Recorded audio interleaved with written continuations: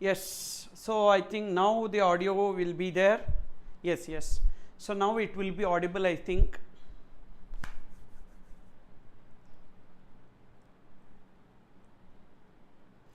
Yes, check whether the audio is there now. I hope now the audio should be fine. Yes. Yes, thank you and good evening everyone.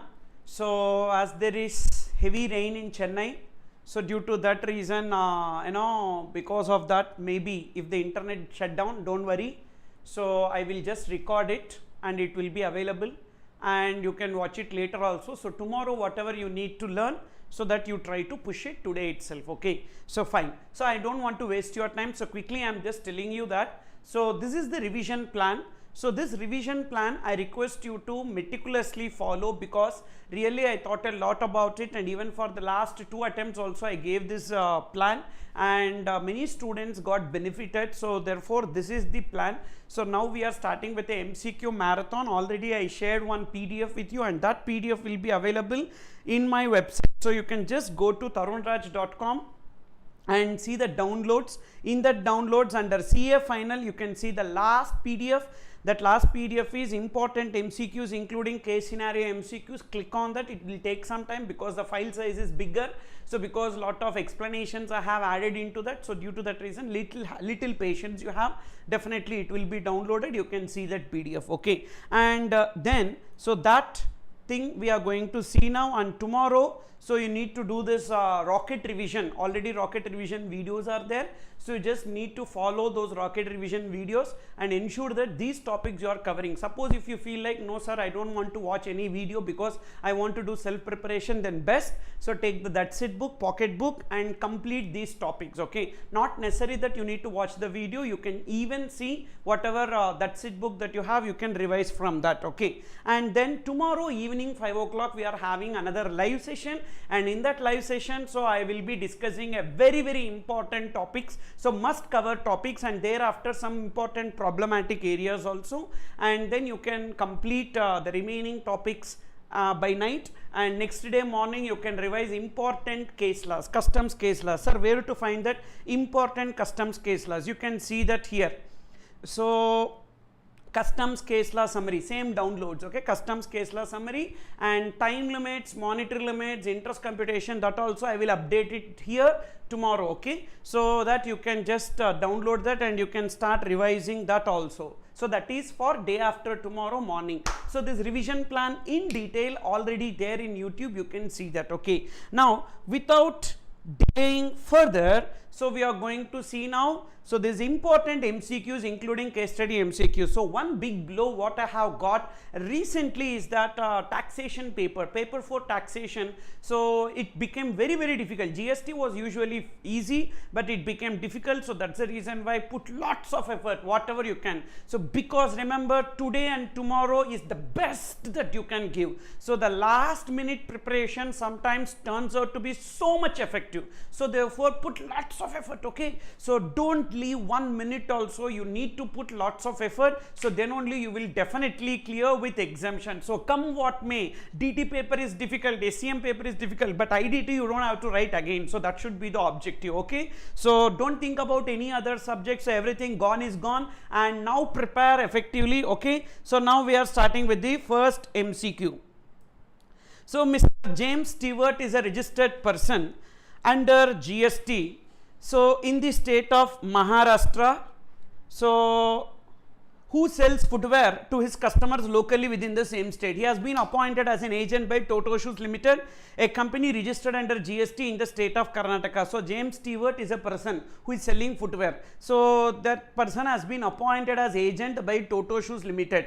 So now during financial year, Toto Shoes Limited sends taxable goods worth 5 crore from its Bengaluru stores to James Stewart, who sells such goods for 5 crores by raising invoice using the GST IN of Toto Shoes Limited. That is important. So when an agent is called as agent acting on behalf of principal, so only when the agent is raising invoice in his name. So here what that agent is doing, he is not raising invoice in his name, he is raising invoice in the name of the principal. Okay, so now Stewart receives a commission of 60 lakhs. So during the said financial year, compute the value of supply of Toto Shoes Limited, Private Limited and James Stewart for the financial year, assuming amounts given above are exclusive of GST wherever applicable. So now in this case, as invoice to the customer is raised by the agent in the name of the principal, so the entire value of the invoice will be included in the value of the principal. So what is the invoice value? Invoice value is for 5 crores. Then this 5 crores will be included in the value of Toto Shoes Limited. Okay, so Toto Shoes Limited 5 crores.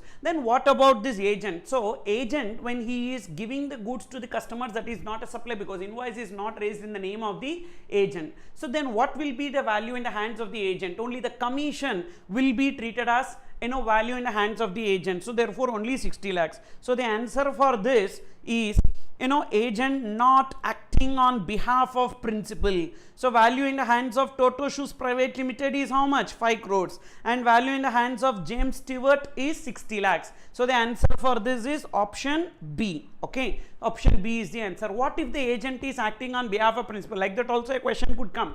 So then invoice is raised by James Stewart to the customer. Then in that case 5 crores plus 60 lakhs will be his value. 5 crores 60 lakhs will become the value in the hands of agent, because invoice is raised by the agent to the customer. So agent is acting on behalf of principal. So 5 crores in his value plus 60 lakhs commission. So 5.6 crores. Then what happens to the principal? So whenever agent is acting on behalf of principal, so principal sending the goods to the agent will become supply under 71C, and in case of principal agent transaction we need to apply rule 29. As per rule 29 of CGST rules, what does it says? We need to take the open market value or 90% of the resale price at the option of the supplier. Okay, so that value should be taken. Suppose if there is no open market value, what is the price at which this agent is subsequently selling to an unrelated person? 5 crores na. So 5 crores into 90%, so that will be 4.5 crores will be taken as the value. See, not necessarily the same question may come, so they may twist it. So that's the reason why I'm giving you different combination also. Okay,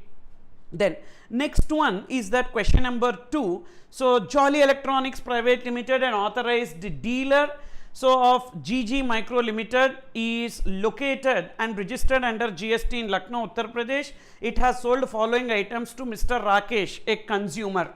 So product: refrigerator 500 liters, taxable at 18%, 40,000. Stabilizer, LED television, split AC stabilizer for air conditioner, total value 1,15,000.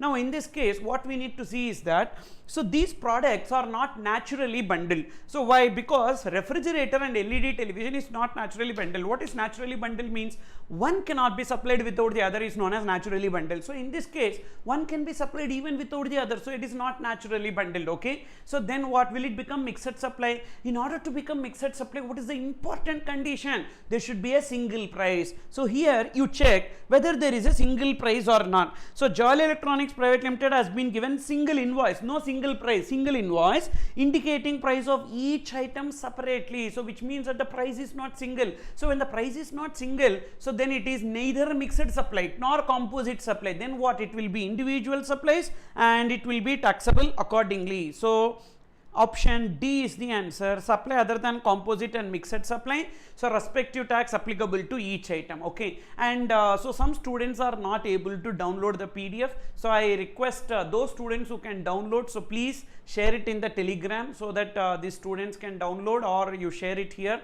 so for the benefit of other students. Okay, so because I am in the mid of the lecture I can't do that, so I am requesting you.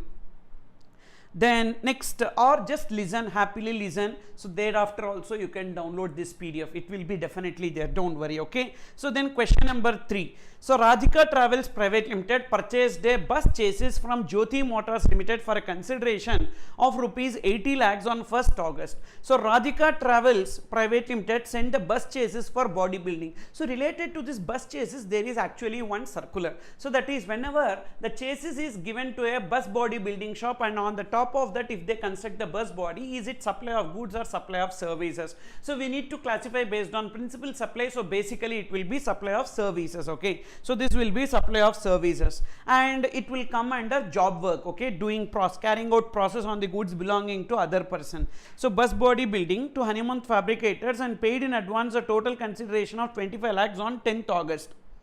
And Hanuman Fabricators, after completing the bus body, informed Radhika Travels Private Limited for inspection of the work done on 1st September. Radhika Travels Private Limited visited the workshop of Hanuman Fabricators on 7th September and confirmed that the bus body was in accordance with the terms of the contract. So Hanuman Fabricators raised invoice for 25 lakhs on 15th September and supplied chassis along with the bus body so constructed along with the invoice on 16th September. State the time of supply. So mainly here we need to know whether it is goods or services. So as I told you already that bus body building as per CBIC circular will be treated as supply of service. So in case of service, time of supply is determined under section 13. As per section 13 subsection 2, if invoice is given within the time limit, invoice date or payment date whichever is earlier. If invoice not given within the time limit, completion date or payment date whichever is earlier. So here what is the due date of invoice? So here supply involves movement of goods or supply does not involve movement of goods. So supply does not involve movement of goods because the recipient is coming and taking. So which means that supplied the chassis along with the bus body so constructed along with the invoice. So supply involves movement of goods on which date? 15th September. Whereas invoice is raised on which date? 16th September. Yes, invoice is issued within the due date. When invoice is issued within the due date, so we will be taking 30 days from the date of completion. So we should not apply the goods here, because for goods only, if supply involves movement of goods at the time of removal, supply does not involve movement of goods at the time of delivery, it is first of all not goods. Then what it is? Service. So service means date of completion within 30 days it should be given. What is the date of completion of the service?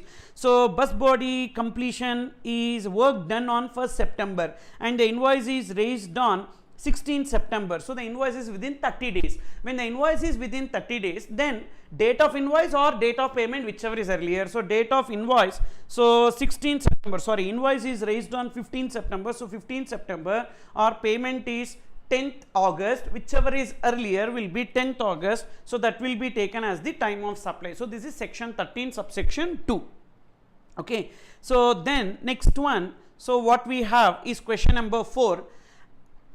THARUN'S Private Limited, located and registered under GST in Haryana, supplied spare parts FOB basis to Mr. Lakshmi Kurana, an unregistered person located in Rajasthan. Mr. Lakshmi Kurana booked the courier himself with Black Dot Courier Private Limited, registered under GST in Delhi for delivery in Rajasthan. Black Dot Courier Private Limited picked up the goods from Haryana and delivered the courier in Rajasthan while passing through the state of Uttar Pradesh. Determine the place of supply of service provided by Black Dot Courier to Mr. Lakshmi Kurana. So we have place of supply related question. So in case of transportation of goods, so transportation of goods, what is the place of supply? Section 12, if both are in India, so B2B, location of recipient, B2C, starting point of the goods. If the goods are going from India to outside India, it is always ending point of the goods, let it be B2B or B2C.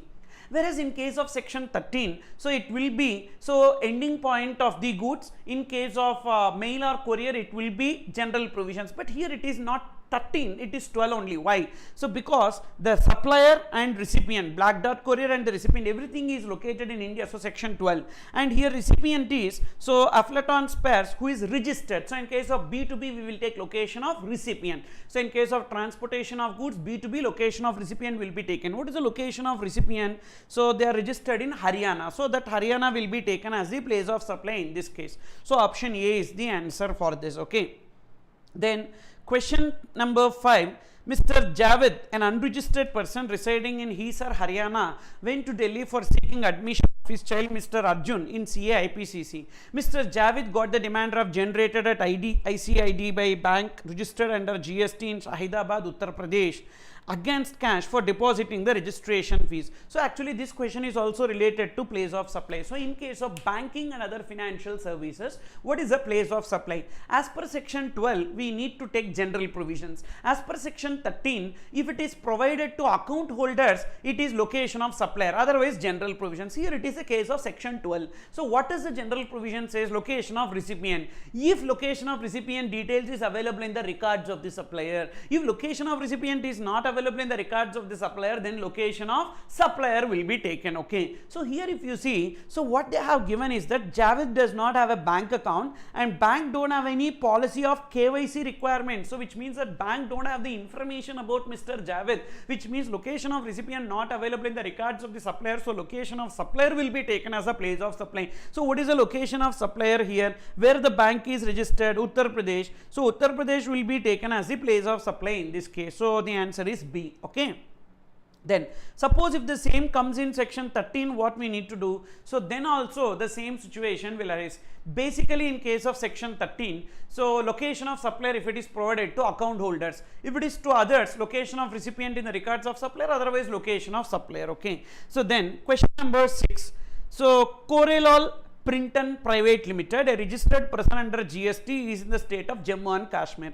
He is engaged in the business of offset printing. Actually, book printing will be a composite supply. So what are the elements involved in that? So paper and ink is material, that is goods element, whereas printing is the service element. And we have one CBSE circular which says that, so whether the book printing is supply of goods or supply of services. So we have to classify the printing activity based on principal supply. So in case of book printing, the principal supply is supply of service. Printing is a principal supply. So entirely it will be classified as supply of service. So that's a composite supply. But here, is it composite supply or not? Let's try to understand. So they are providing service to various book publishers. A publisher situated in the state of Himachal Pradesh, a registered person under GST, sent content of the books to be printed by Corelol Printon Private Limited in PDF format. The publisher also sent the paper. So which means it's a pure service. It's not a composite supply. It's a pure service. Why? Because the paper is sent by the recipient. So which means only printing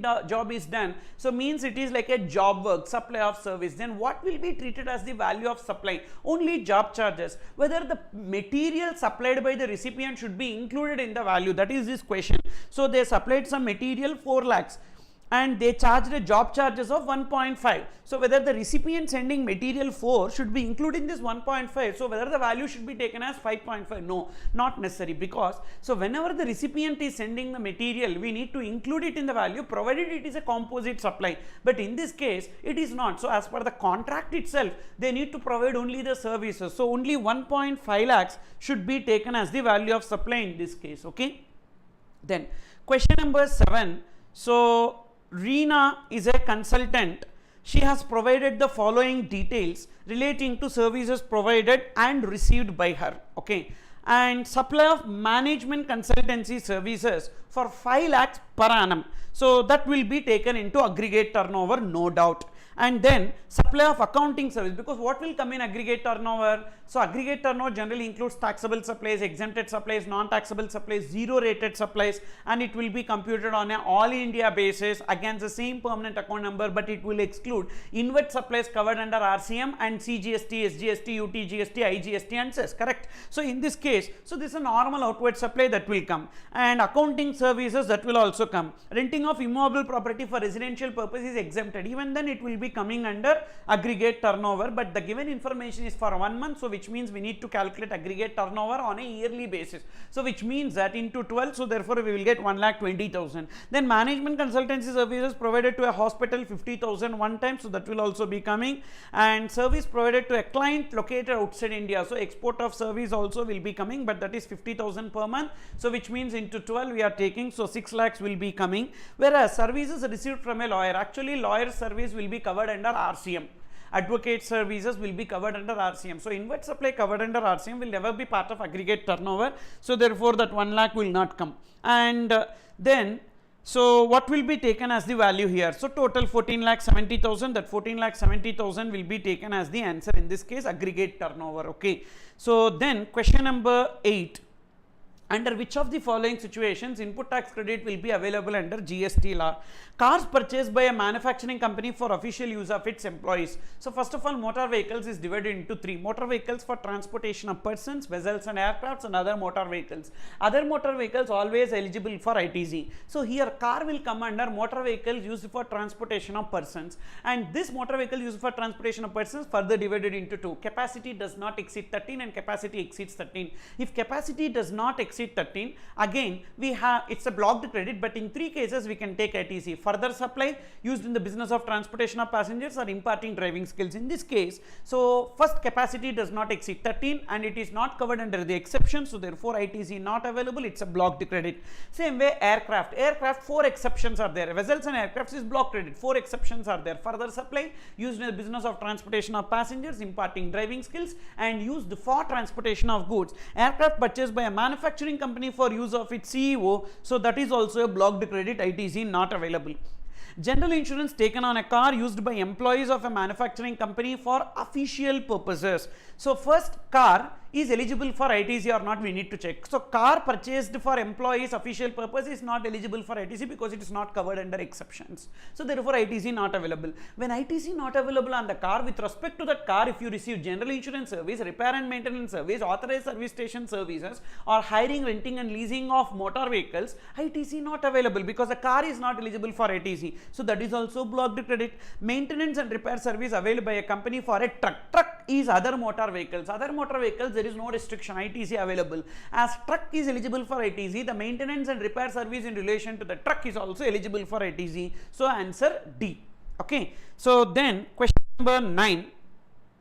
So in this question number 9, there is an important amendment that we need to know. So first I will explain that amendment. So that is services provided to government. So when I say government, who is covered under government? Central government department, state government department, local authority. So who is local authority? Local authority will be Gram Panchayat, municipality, municipal corporation, any cantonment board will be coming under local authority. So these 3 will be called as government. So whereas government authority and government entity, who is government authority or government entity? So both cases, government has invested, so around some 90%, government authority as well as government entity, both cases government has invested, so 90% or more. For what purpose they have invested? So they have invested, in case of government authority, so they need to do some activities as per the constitution 243G or 243W, that is government authority. So and government entity, so government authority example, so the sewage board and water supply board, etc. So government entity also coming under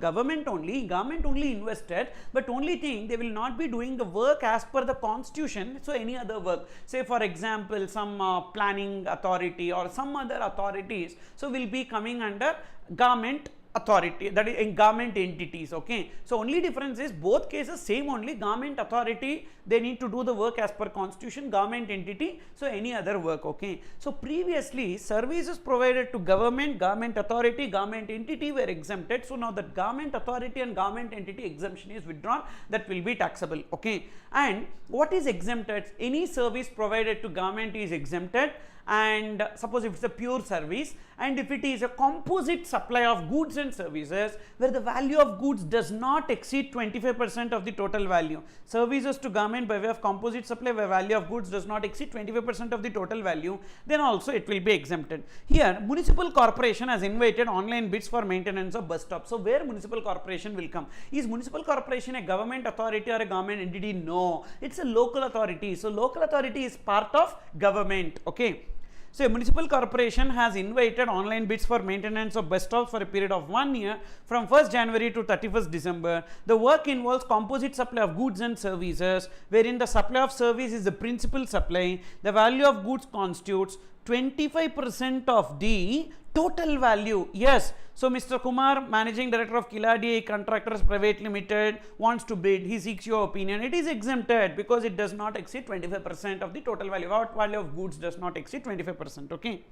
What if the value of goods exceeds 25% of the total value? This service will not be taxable. It will be the service will not be exempted, it will be taxable. Okay, so what if it is not municipal corporation? Suppose if it is a government authority or government entity, then the same service will become taxable. Previously it was exempted, now the exemption is withdrawn, so it will become taxable. Okay, so that is with respect to this. Then there is one query, sir, in question number 4, location of supplier should be taken since it's B2B where location of recipient is not known in records. So yes, we need to take location of recipient only when it is available, otherwise it will be location of supplier. So even I said location of supplier only, so you can cross check that question again. So I did not change my answer. So correct, whatever you said only I also said. So now look into question number 10. Mr. Happy Singh is a resident of Chandigarh.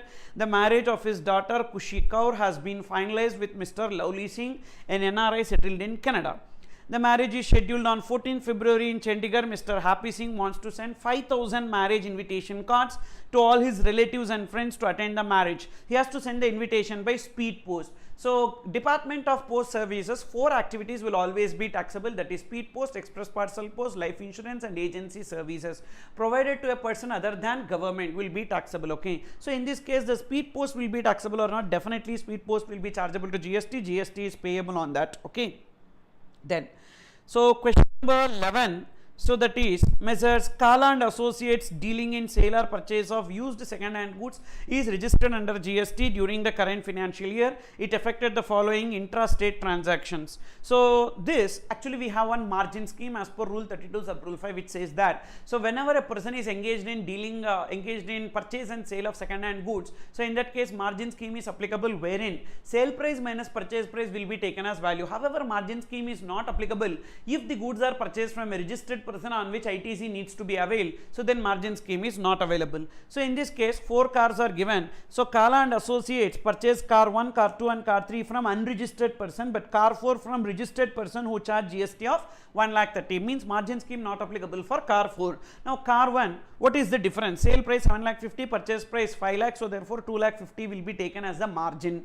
Then car 2, sale price 2,75,000, but the purchase price is 3,00,000, as it is negative, so ignore the value. Then in case of car 3, sale price 6,50,000, purchase price 6,00,000, so the difference is 50,000, that will be taken into the value. Car 4, entire value will be taken because margin scheme is not applicable, so therefore 9,50,000 is taken, so 12,50,000. On the 12,50,000, the rate of GST will be 18% and minus ITC available on car 4, because car 4 we have purchased from a registered person and GST is paid, so therefore 1,30,000 can be taken as ITC, so 95,000 will be taken as the answer. So the answer is option A. Then next question number 12. So I did not give the answers for these questions, so don't worry, not all questions I have not given the answer. For this 50 MCQs, so I have not given. Thereafter 10 case scenario MCQs are there below. So for the 10 case scenario MCQs, detailed answer I have given. So for this I have not given because I am just discussing the answer. You can just quickly so make like option A, B, C, like that you can write. So when you are doing the practice little bit, okay. So for that reason only I did not give the answer, so that's why, okay. So then question number 12, you can see. So ASC, a registered person under GST, supplied goods amounting to 1,18,000 inclusive of GST taxable at 18%, to BSC, a registered person under GST on 30th September. BSC further sold such goods to Rakesh, a consumer who came to his shop on 30th October in cash for 2,36,000. Okay, so ASC is one person who sold the goods to BSC. BSC further sold to his customer Rakesh. Okay, this is the story. Now ASC issued a credit note for the rate difference to whom? BSC. Thereafter BSC entered the credit note in the books for the same in the name of Rakesh without intimating him. So if you are not giving credit note to the recipient, how that is allowed as a deduction? Because whenever credit note is given by the supplier to recipient, when credit note will be given by supplier to recipient, so whenever there is a reduction in the invoice value or reduction in the tax or sales returns or deficiency in the quality, so in that case credit note will be given. So whenever we are giving the credit note, so definitely our liability what we have paid, that will be coming down. I am talking about supplier, okay, and recipient has to reverse the ITC. So when the credit note is not given by BSC to Rakesh, how recipient will reverse the ITC? So which means that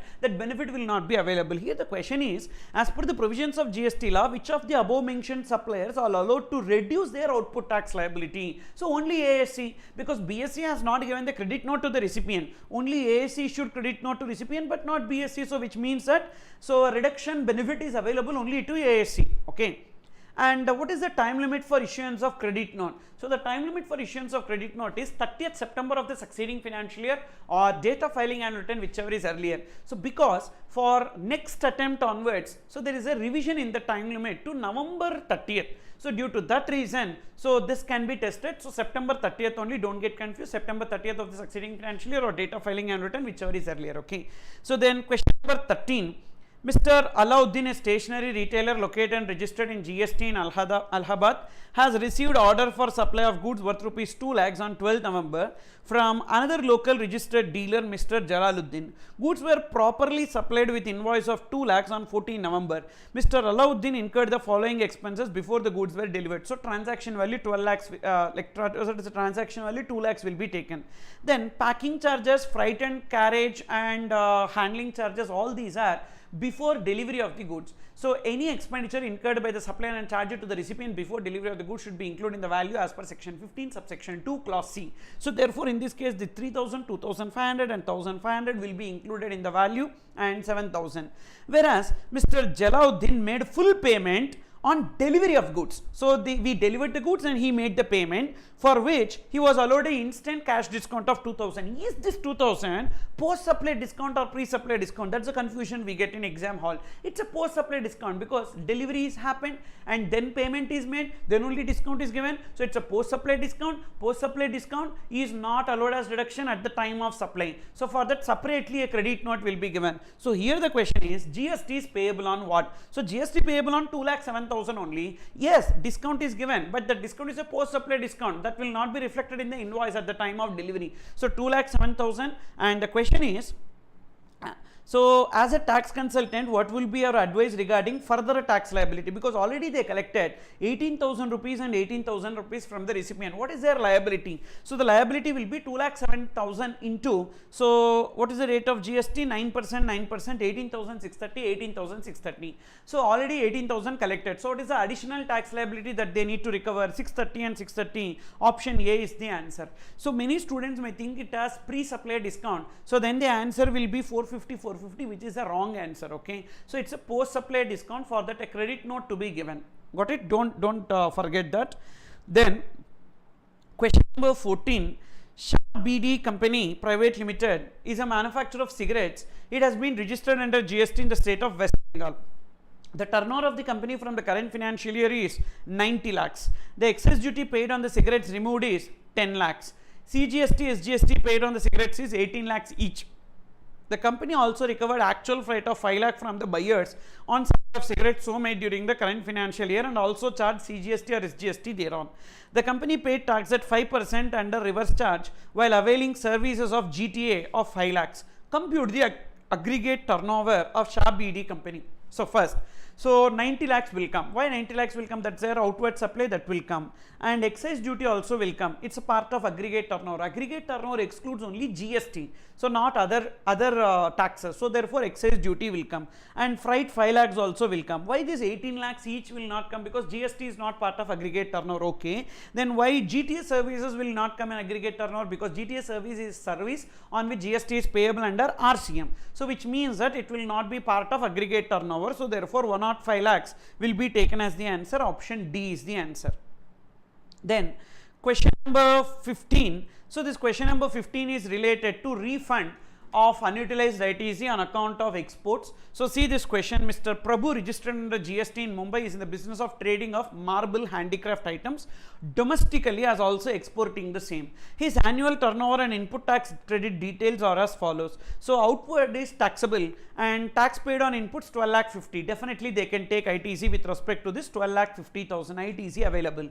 Whereas exported goods 75 lakhs on which purchases made is 5 lakh 50. So tax paid on purchases, this also can be taken as ITC. Whereas exempted outward supply 50 lakhs, and for that they have purchased some goods on which GST paid, cannot be taken as ITC. This 5 lakhs cannot be taken as ITC. So what is the ITC? 12 lakh 50 plus 5 lakh 50, 18 lakhs is the ITC. Okay, and what is the refund that will be available? So Mr. Prabhu exported goods under LUT without payment of GST. Value of like goods domestically supplied by him is 60 lakhs. So what is the formula for refund? So the maximum refund will be equals to, net ITC into zero rated turnover divided by adjusted total turnover. What is the net ITC? 12 lakh 50 plus 5 lakh 50, 18 lakhs into zero rated turnover. So zero rated turnover means export FOB value declared or 1.5 times of the domestic goods supplied. So 1.5 times of 60 lakhs. So definitely whichever is lower should be taken, FOB value declared or 1.5 times of the similar goods. So sold in the domestic market, whichever is lower should be taken. So 90 lakhs or 75 lakhs, whichever is lower will be 75 lakhs divided by adjusted total turnover. Remember, in adjusted total turnover, exempted supplies will not be coming because these 18 lakhs did not pertain to exempted turnover, correct? So that's the reason why in denominator, so exempted supplies should not come. So then what will come? Taxable as well as export. So 125 plus 75, 200 will be coming. So 6,75,000 will be taken as the answer. So that is the answer for this option B. Then question number 16. Happy Singh is the lawful owner of a residential house situated in Chandigarh. The property has 4 floors constructed on it. So out of the 4 floors in the house, first and second floor are self-occupied. So whenever the property is self-occupied, there is no GST on that because there is no supply. And third and fourth floor have been let out for residential purpose. So which means the rent will be exempted. Okay. Now Ratanjot Singh, who is a tenant of third floor, has surrendered his tenancy right to Parminder Singh for a tenancy premium of 5 lakhs on 1st June. Remember, tenancy premium for transferring the tenancy right will always be taxable in the hands of the tenant, but in the hands of property owner, suppose if he gets any tenancy premium, so it will be taxable if the rent of that property is taxable. If the rent of that property is exempted, the tenancy premium also exempted. So here this 5 lakhs which is received by the tenant will always be taxable. So what is the taxable value in the hands of Parminder Singh? 5 lakhs. Okay. Now Parminder Singh has paid the applicable stamp duty and registration charges on transfer of tenancy right. That should be a condition. Then moreover, Parminder Singh will pay a monthly rent of 50,000 to Happy Singh. So as this property is a residential property given for residential purpose, so that 50,000 rupees will be exempted. So what will be the value of taxable supply in the hands of Happy Singh? 0, nil.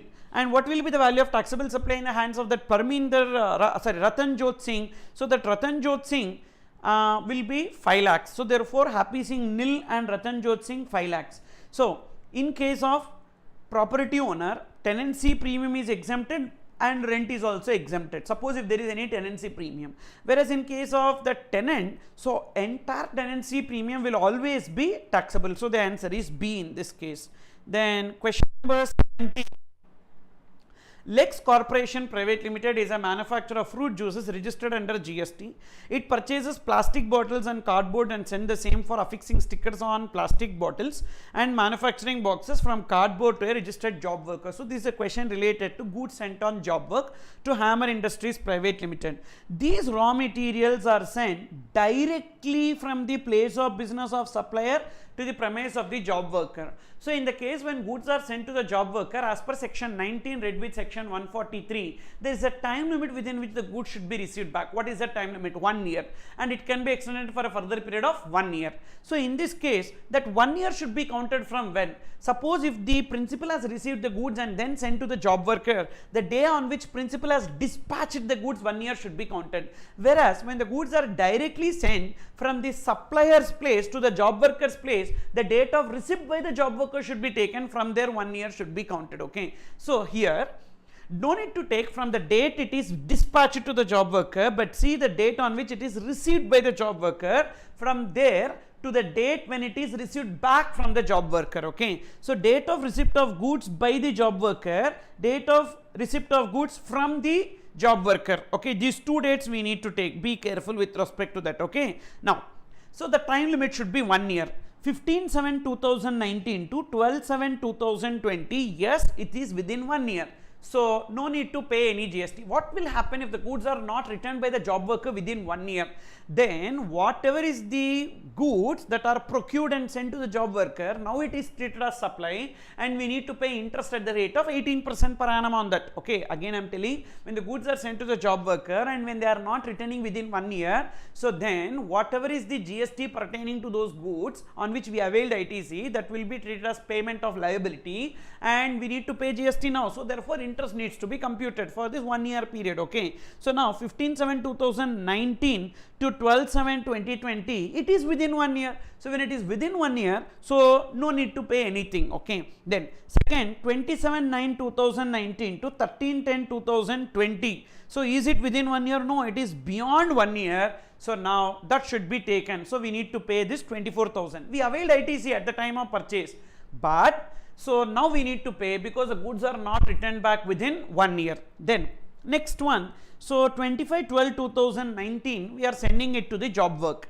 that is received by the job worker, and 16/8/2021, not within 1 year. So this is 2019, that is 2021. So therefore this 24,000 plus 96,000, then again 25/7/2020 to 23/1/2021, is it within 1 year? Yes, it is within 1 year, so don't need to worry. Then last case 26/2/2020 to 28/2/2021, is it within 1 year? No, beyond 1 year. So this 42,000, these three numbers, so we cannot enjoy the ITC. Already we availed. When we are sending it to the job worker, we did not reverse. So now we need to pay along with interest. So this 3 is 1,62,000 plus interest at the rate of 18%. So the answer is D. But 24% interest is not applicable at present. So at present we don't have 24% interest at all. Okay, only 18% is the interest rate that is applicable. So in any MCQ, when you get 24%, so it's like 50-50. Definitely you can remove that. Okay.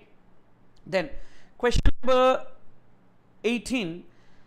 So Mehul Roy, proprietor of Messrs. Royal Shoe and Company, is running a business of manufacturing shoes with the brand name of Junoon. The manufacturing unit is located in Delhi and is registered under GST. However, due to low profitability in the business, so he has decided to transfer his business to his friend Mr. Dilip Tijori. Dilip Tijori is already running the business of manufacturing shoes and the proprietorship firm named Hawaii Shoes and Company. So whenever there is a transfer of business, it should be with specific provision for a transfer of liabilities, which means the recipient should be continuing that business. Okay. So here, yes, the recipient is going to continue. Where the supplier is located? So supplier is located in Delhi, and whereas his friend is located in Mumbai. So different states. So in the different states, can the transfer be possible? No. So which means what should happen here, that Dilip Tijori should be registered in Delhi, so then the ITC can be transferred. But here that point is not tested. So what they are asking is, advise Rahul Rai with the correct option in accordance with the provisions of CGST Act. So Rahul Rai cannot transfer ITC. No, he can transfer the ITC. He can transfer. Okay. See, the question is with a condition. What is that condition? The recipient, the transferee should also be registered in the same state. Transferor and transferee both should be in the same state.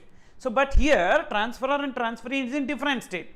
So then how the ITC can be transferred? If transferee is also registered in our state in Delhi, so then ITC can be transferred. That's a condition. But that condition is not given. It does not mean that ITC cannot be transferred. ITC can be transferred provided transfer is registered. That's the question. That's the answer. So here in this case, cannot transfer ITC is wrong.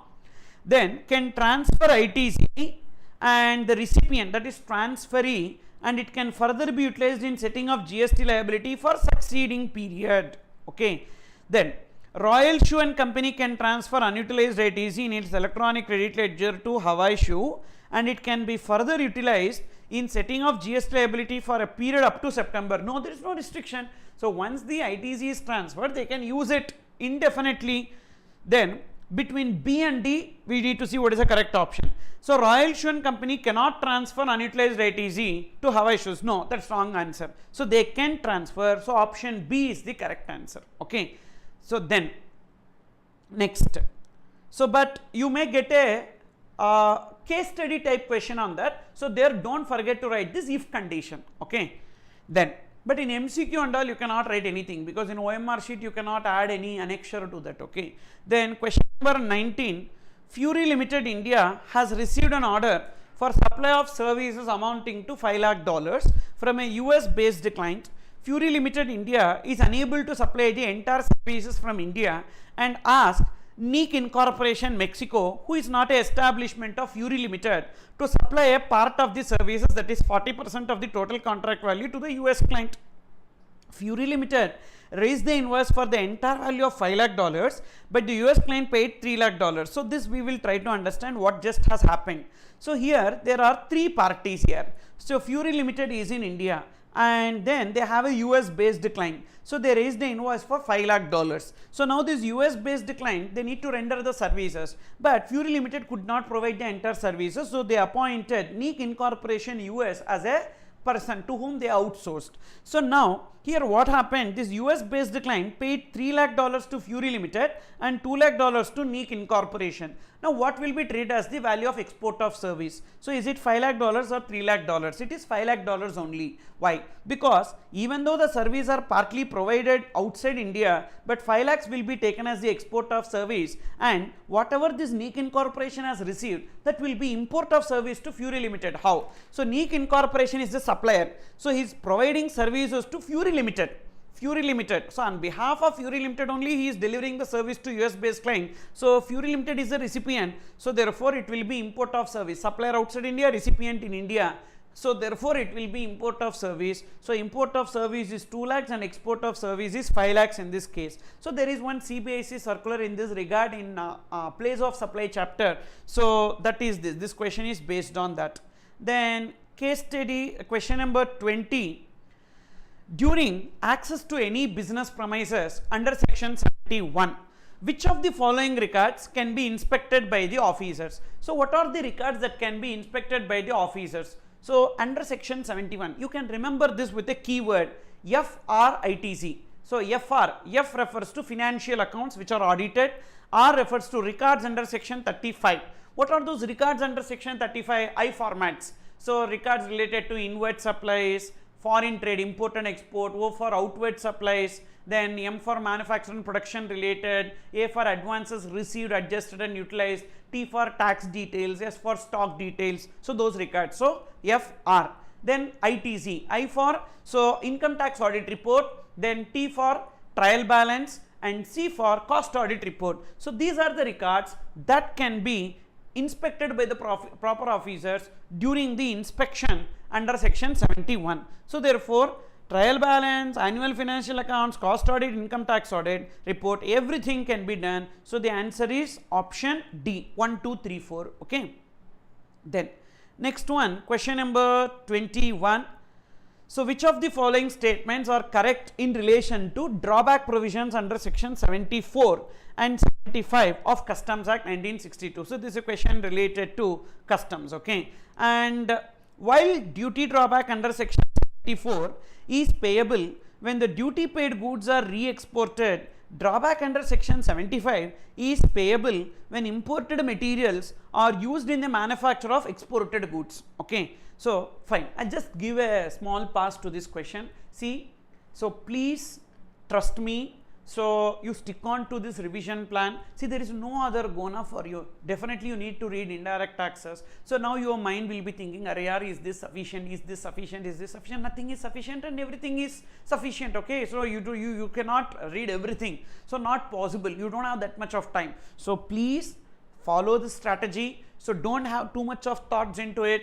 So now, anyhow this time you will be wasting, you will be reading something sitting on your own. So don't worry about that, just listen to this, because many points, these are all crucial points, one point. So maybe 1 2 marks question, 1 mark question. So this and all should be taken into the mind. So don't get deviated, trust me trust me. So definitely it will work out. Okay. So these are all the questions taken from ICAI MCQ booklet, and these are really the critical ones. So that I wanted to complete. Okay. So and along with that concept also going in your mind. Okay. So don't have any kind of deviation. Yes. So this will be sufficient. What? So we have just started at 8 o'clock. This is 50 minutes. In 50 minutes, really many points you have learned. So when you sit on your own, you cannot do those. That's the advantage. Okay. So concentrate. Up to what time is the class? All those things you don't have to worry. Okay. First listen. Then which of the following statements are correct in relation to drawback? So see this. While drawback under section 74 is payable when duty paid goods are re-exported, drawback under section 75 is payable when imported materials are used in manufacture of export goods. That's correct, because we have drawback in 3 cases, 74 and 75. 74 subsection 1, imported goods exported as such without use, that is one. Number 2, imported goods used in manufacture of finished goods. Okay, imported goods So used in manufacture of finished goods, 75 duty drawback. Imported goods, exported as such after use. So 74 subsection 2. Okay, 74 is imported, exported as such, either if after use or before use, without use. Okay, 75 is imported goods used in manufacture of finished goods and then exported. So first statement is correct. Then number 2. So while the rates of duty drawback under 74 are fixed, a manufacturer may seek a special rate for duty drawback under section 75. Okay, so while the rates of duty drawback 74 are fixed, a manufacturer may seek a special rate of duty drawback under 75. Yes, so because 74 is based on the period of usage. So 74 subsection 1, the duty drawback rate is 98%, whereas 74 subsection 2, the duty drawback is depending upon the period of usage. Whereas in case of section 75, the duty drawback, we have 3 rates: all industry rate, special brand rate and brand rate. All industry rate will be given in the duty drawback schedule. Brand rate is when there is no all industry rate, we make an application for brand rate. Special brand rate is already whatever duty drawback that we are getting as per all industry rate is less than 80% of the total customs duty incidence. So then we go for special brand rate, but that facility is there only in case of 75, but 74 the rates are fixed. So that statement is also correct. Then number 3, in case drawback is not paid to the applicant within 1 month of application, the interest has to be paid to the applicant in both the cases. Yes, so actually the duty drawback should be paid to the applicant. So one second, the duty drawback should be paid to the applicant within 1 month from the date when the applicant has made the application. What will happen if the duty drawback is not paid to the applicant within 1 month? Then interest will be payable at the rate of 6% per annum from when to when. So 6% from the date when the 1 month expires till the time it is actually given. Okay, so remember, you make an application to me, government, so within 1 month I need to give, otherwise I need to pay you interest. What rate? 6% per annum from when after expiry of 1 month till the time actually I am giving you the duty drawback. Okay, so the third statement is also correct. Then number 4, duty drawback is not allowed in case where the market price of the goods is less than the amount of duty drawback. Yes, so whenever the market value of the goods is less than duty drawback amount, we will not get the duty drawback. So all these given statements are correct in this case. Then next one, question number 22. Which of the following is correct for destroyed goods under section 23 of Customs Act? So section 23 talks about remission of duty in case the goods are destroyed. Okay, number 1, it is applicable in case of total loss of goods even if the same can be recovered. No, so if it can be recovered, that is not called as destroyed. So destroyed, then it will be called as damaged. So destroyed or pilferage. Okay, destroyed means completely it is gone. So the first one is incorrect. B, the provisions are not applicable if the goods are destroyed at the warehouse. No, section 23 subsection 1, remission of duty is applicable even in case of warehouse goods before order for clearance or before actual clearance. Before actual clearance. Then the provisions are also applicable even if the goods are destroyed in the warehouse. That's true, correct. C is correct. The importer need not prove the loss to the proper officer. No, so in case of remission of duty, first we need to pay the duty, second we need to prove that the goods are destroyed, and then we will get the refund. So that's how it works. Okay, so we need to prove that there is destruction. Okay, then question number 23, ABC Limited exported certain goods last year. The buyer has sent back those goods since the same were under warranty and required repairs. Which of the following conditions are to be satisfied by ABC Limited to avail exemption on goods re-imported for repairs under notification number 158 of 95? So here notification 158 of 95 is that, so first we are exporting the goods and that goods exported are imported back, and thereafter we are doing the process and we are re-exporting. So here first ABC Limited at the time of importation executes a bond. Yes, so because at the time of importation, first exported, import, no need to pay duty, but we need to process it and send it back. Within what time? So the same good should be exported should be re-imported. Time limit will be 6 months, plus it can be extended for a further period of 6 months, and a bond should be executed. So what is the correct answer? 1 and 2. Okay, so here why third is not correct? In case the goods are not repaired, new goods are being sent by ABC Limited. No, the same goods should be exported. So new goods should not be sent. Okay, whatever we are importing, the same should be exported. Okay, so then only we will get the benefit under notification 158 of 95. Then next, question number 24. Safeguard duty cannot be imposed if. So actually safeguard duty is payable when the goods are imported in large quantities. There are two cases where safeguard duty is not applicable. If we are importing goods from a developing country, and imports from that, means only one developing country, and imports from that developing country does not exceed, means what, less than or equal to 3% of the total imports of that article into India. That is one case. Another case is that, so imports from more than one developing country, okay, and means more than one, and import from each developing country with less than 3% taken together. So less than 3, not less than or equals to 3, less than 3 take together, and the total should not exceed 9%. So then on those countries where you have grouped the less than 3%, on that there is no safeguard duty. First, the article on which it proposed to impose originates from a developing country, provided developed country, no, developing country only exemption, not for developed country. So this point is wrong. The article on which it is proposed to be imported originates from a developing country, provided the share is not more than 5, no, 3. So therefore this statement is also wrong. The article on which it is proposed to be imposed originates from more than one developing country, and its aggregate share of imports from developing country with less than 3% taken together does not exceed 9%. So option C is the correct answer. Okay. Then question number 25.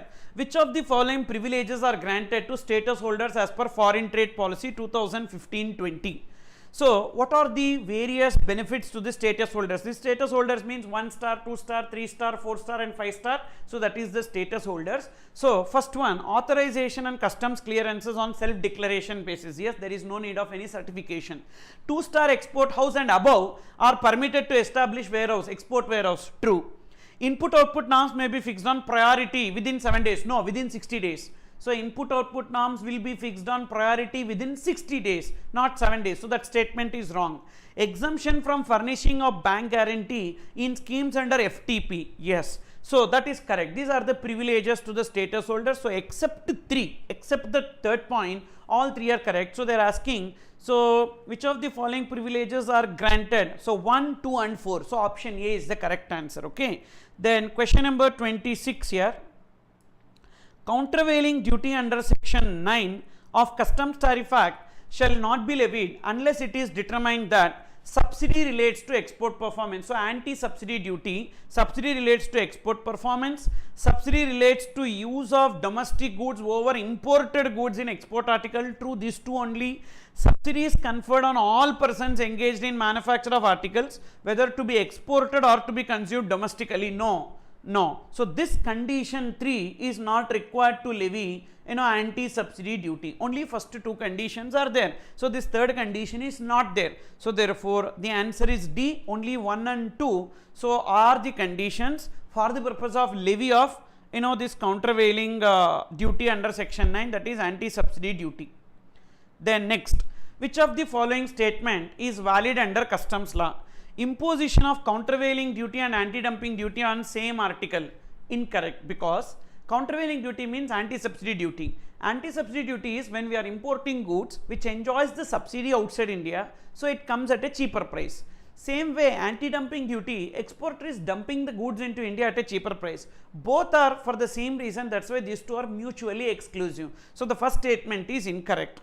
Imposition of countervailing duty on article for the reason that same is exempt from duty borne by an article when meant for consumption in country of origin. So that like that we don't have. Okay. So not for that reason. Import of countervailing duty is for the reason that the exporting country has given subsidy on the article when it is exported to India. Then only it will be given. So the second point is also incorrect. Then third, imposition of anti-dumping duty on articles imported from a member country of WTO on determination that import of such article materially retards the establishment of any industry in India. Third statement is correct. So therefore the answer is D. Only 3 is correct. Okay. So then next one, question number 28. Under the customs law, electric shaving machine is classifiable under 8510 shavers and hair clippers with self-contained electric motor, 8509 electromechanical domestic appliances with self-contained electric motor. As per rules of classification, electric shaving machine to be classified under. So we have rules for interpretation of tariff which says that prefer specific over general. So what is the specific heading here? Rule 3A, prefer specific over general. What is the specific? Shavers and hair clippers. For this electric shaving machine, specific is shavers and hair clippers, whereas general is electromechanical domestic appliances. So therefore it will be classifiable under 8510. Then next, question number 29. Which of the following statements are correct as per general rules for interpretation of import tariff? A durable wooden case specially shaped to contain a musical instrument and presented with the same shall follow the classification of such musical instrument. We have classification of packing materials. So if there is a packing material which is suitable only for a particular product, that packing material will be classified along with that product. So accordingly, yes, this wooden case is suitable only for musical instrument, will be classified under musical instrument. That's correct. Second, packing material presented with the goods therein shall be classified with the goods if they are of a kind normally used for packing such goods, provided such packing materials are clearly suitable for repetitive use. No, it will not be classified along with the goods. So it will be classified separately for the respective heading because it is of repetitive use, means it is a general packing material. So we need to check a separate heading for that. Okay. So that statement is incorrect. Then the heading which provides the most specific description shall be preferred to heading providing a general description. That's true. Prefer specific over general. So first statement and the third statement is correct. So therefore answer A, 1 and 3. Then question number 30. So which of the following statements is or are not correct for identical goods for valuation purpose under Customs Act 1962? Identical goods are same in all respects, including physical characteristics, quality and reputation, as the goods being valued, except for minor differences in appearance that do not affect the value. Yes, that is correct statement. That's the meaning of identical goods. Identical goods means what? Identical goods are also imported, having the same physical features, characteristics, imported from the same country, imported from the same producer preferably. So same producer or any other producer. Okay. So that first point is correct. Second, identical goods can be produced from any country. No, same country. You are importing some goods from Japan, identical goods also will be from Japan. Okay. Identical goods are produced by the same person who produced the goods, or where no such goods are available by different person. Yes, same producer preferably. So not necessary that. Okay. So therefore second statement is wrong and everything is correct. So therefore option C, only second is incorrect statement. Okay. Then question number 31. So now 20 more questions. So we completed 30 questions, 20 more questions, then we are going on to case scenario MCQs. Okay. So see this. For the valuation purpose under Customs Act, which of the following transaction would be considered as having been made between related persons? A foreign company A Limited having a joint venture with Indian company B Limited in the name of AB Limited. A Limited holds 51% shareholding in AB Limited. The transaction between A Limited and AB Limited. First, what is the meaning of related? So there is a meaning of related in GST, meaning of related in customs also. Okay. So why? Because if there is a transaction between related, it will not be transaction value. So we need to refer the rules. Customs also same, GST also same. So who are those related? So in that related, such persons or officers or directors of business. So one person like then they are recognized as partners, legally recognized as partners, employer, employee. So one person directly or indirectly owns, holds or controls 25% or more of the outstanding voting stock or shares of both of them, means common shareholder holding 25%. This 25% will be taken as 5% in customs. Okay, customs also related, GST also related, definition is there. So common shareholder holding 25% in two companies makes those two companies related, where in GST, but in customs 5% is sufficient. That's one difference. So then 1% directly or indirectly controls the other. Control more than 50%, then they both are under the common control of a third person. Okay, and together they control a third person. All these points are same, and they are members of the same family. Here also there, but family is defined in GST, family is not defined in customs. So what is family in GST? So spouse, children, whether or not dependent, brothers, sisters, parents, grandparents, if they are wholly and mainly dependent, like that family definition we don't have in customs. Then sole selling agent, this is what. First point, if you see, holds 51% shareholding in AB Limited. So no doubt control is there, so therefore they both are treated as related. Okay. Then a foreign company A Limited having a joint venture with Indian company B Limited in the name of AB Limited. The transactions between A Limited and B Limited, see, AB Limited is the company, A Limited, B Limited together controls AB Limited, correct? Joint venture only two people, so A Limited and B Limited, so they are also treated as related. Together they control a third person. Then A Incorporation, a company in USA holding 5% of the share capital of the importing company B Limited. The transaction between A Incorporation and B Limited, see, just one company holding 5% in the other company will not come. That 5% is there. You know what is that 5%? That 5% is like, say, A Incorporation and B Limited is there, and these two are having a common shareholder. Say Mr. X is there, who invested, so greater than or equals to 5% in A Incorporation, who invested greater than or equals to 5% in B Limited. Now this A Incorporation and B Limited will be treated as related. Then only that 5% point will come into the picture. Okay. Whereas in this case, so 5% one company holding another, no, they are not related. So third point, not related. So the answer is C. 1 and 2 are only treated as related. Okay. Then next one, question number 32. Certain goods were imported by air. The FOB value of that goods is 100. The cost of transportation, loading, unloading, etc. is 25. Remember, whenever goods are imported by air, then what will be taken as the freight? Actual or 20% of FOB, whichever is less. What is FOB? 100. 20% of FOB, 20. But actually is 25. So what should be taken as the freight? 20. Then, so insurance, ascertainable, actual ascertainable, insurance is 10. Actual ascertainable, take actuals. Okay. So actuals only will be taken. We will not take 1.125% of FOB. When we will take 1.125% of FOB, only when it is not ascertainable. Otherwise, we will take actual. Okay. So 20 plus 10, 30. So that should be taken. So cost of transport will be 20, cost of insurance 10. So option D is the answer for this. Then question number 33. Ayat Niryat Enterprises exported goods having FOB value of 10 lakhs. The all industry rate of duty drawback on exports of these goods is 5%. Market price of the goods in India is 40,000. Calculate the duty drawback receivable by Ayat Niryat Enterprises. So what is the duty drawback? First, all industry rate is what? 5%. What is the FOB value? 10 lakhs. So 10 lakhs into 5%, 50,000. Whereas market value of the goods in India is 40,000. As the market value of the goods is less than the duty drawback, we will not get duty drawback. So the duty drawback will be nil. We will not get duty drawback because the market value of the goods is less than the duty drawback. And one more point is there. Suppose if market value is more than duty drawback, for example 60,000 you take. If the market value is 60,000, then the duty drawback is restricted to 1/3 of the market value. Like that one point is there. So suppose if the market value is 60,000, we will get duty drawback, but how much? Maximum 1/3.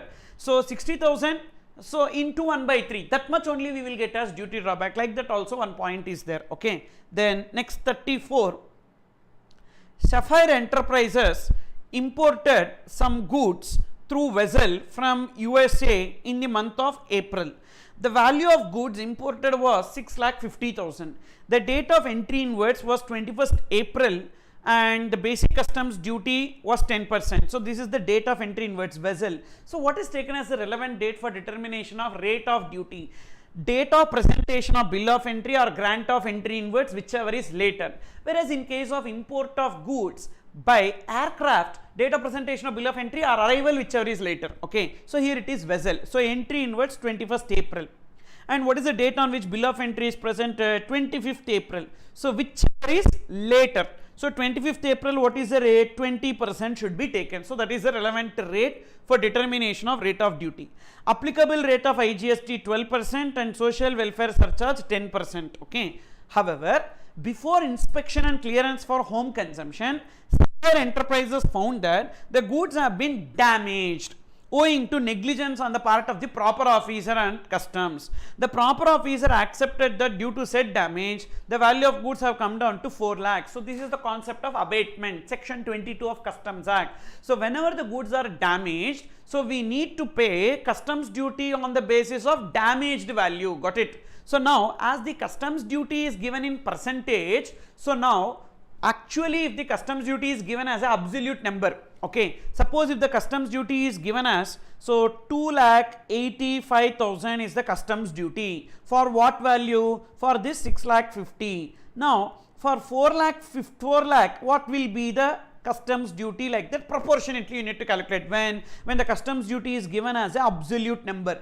Okay, so for 6,50,000, 2,85,000, for 4 lakh, how much, like that we need to calculate when customs duty is given as a number. But here customs duty is given in percentage, then what you need to do? Directly on the reduced value, that is damage. After damage, what is the value? 4 lakh. On that directly you calculate. So 4 lakh into 20% relevant rate. So that will be 80,000. Social welfare surcharge at 10%. So that will be 80,000 into 10%, 8,000. While computing IGST, you need to take the value plus basic customs duty plus social welfare surcharge. So therefore, value will be how much? So 4 lakhs plus 80,000 plus 8,000, 4,88,000 into 12%, 58,560. The total is 1,46,560. That 1,46,560 will be taken, because see, in MCQ time is important. In the first 30 minutes you should be able to complete the MCQs. That's the target. That's the reason why. So now we are just following this shortcut. Okay.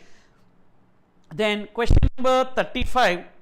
Aircool Limited, a supplier of air conditioners, is registered under GST in the state of Maharashtra. It has a policy to gift an air conditioner to its employees residing in Gujarat at the end of the financial year in terms of the employment contract. See, if anything given by the employer to the employee in terms of the employment contract, which is part of CTC, is not a supply. Which is part of CTC is not a supply. So therefore the answer is nil. Suppose if it is not a part of employment contract, then gift, the value does not exceed 50,000. Suppose if this line is not given, in terms of employment contract line is not given, what we need to do? So how many air conditioners they are delivering? 150 air conditioners. Okay, and the total market value of that air conditioner is 52.5, and each employee will get one air conditioner. So therefore 52,50,000 divided by 150 air conditioners is 35,000 rupees,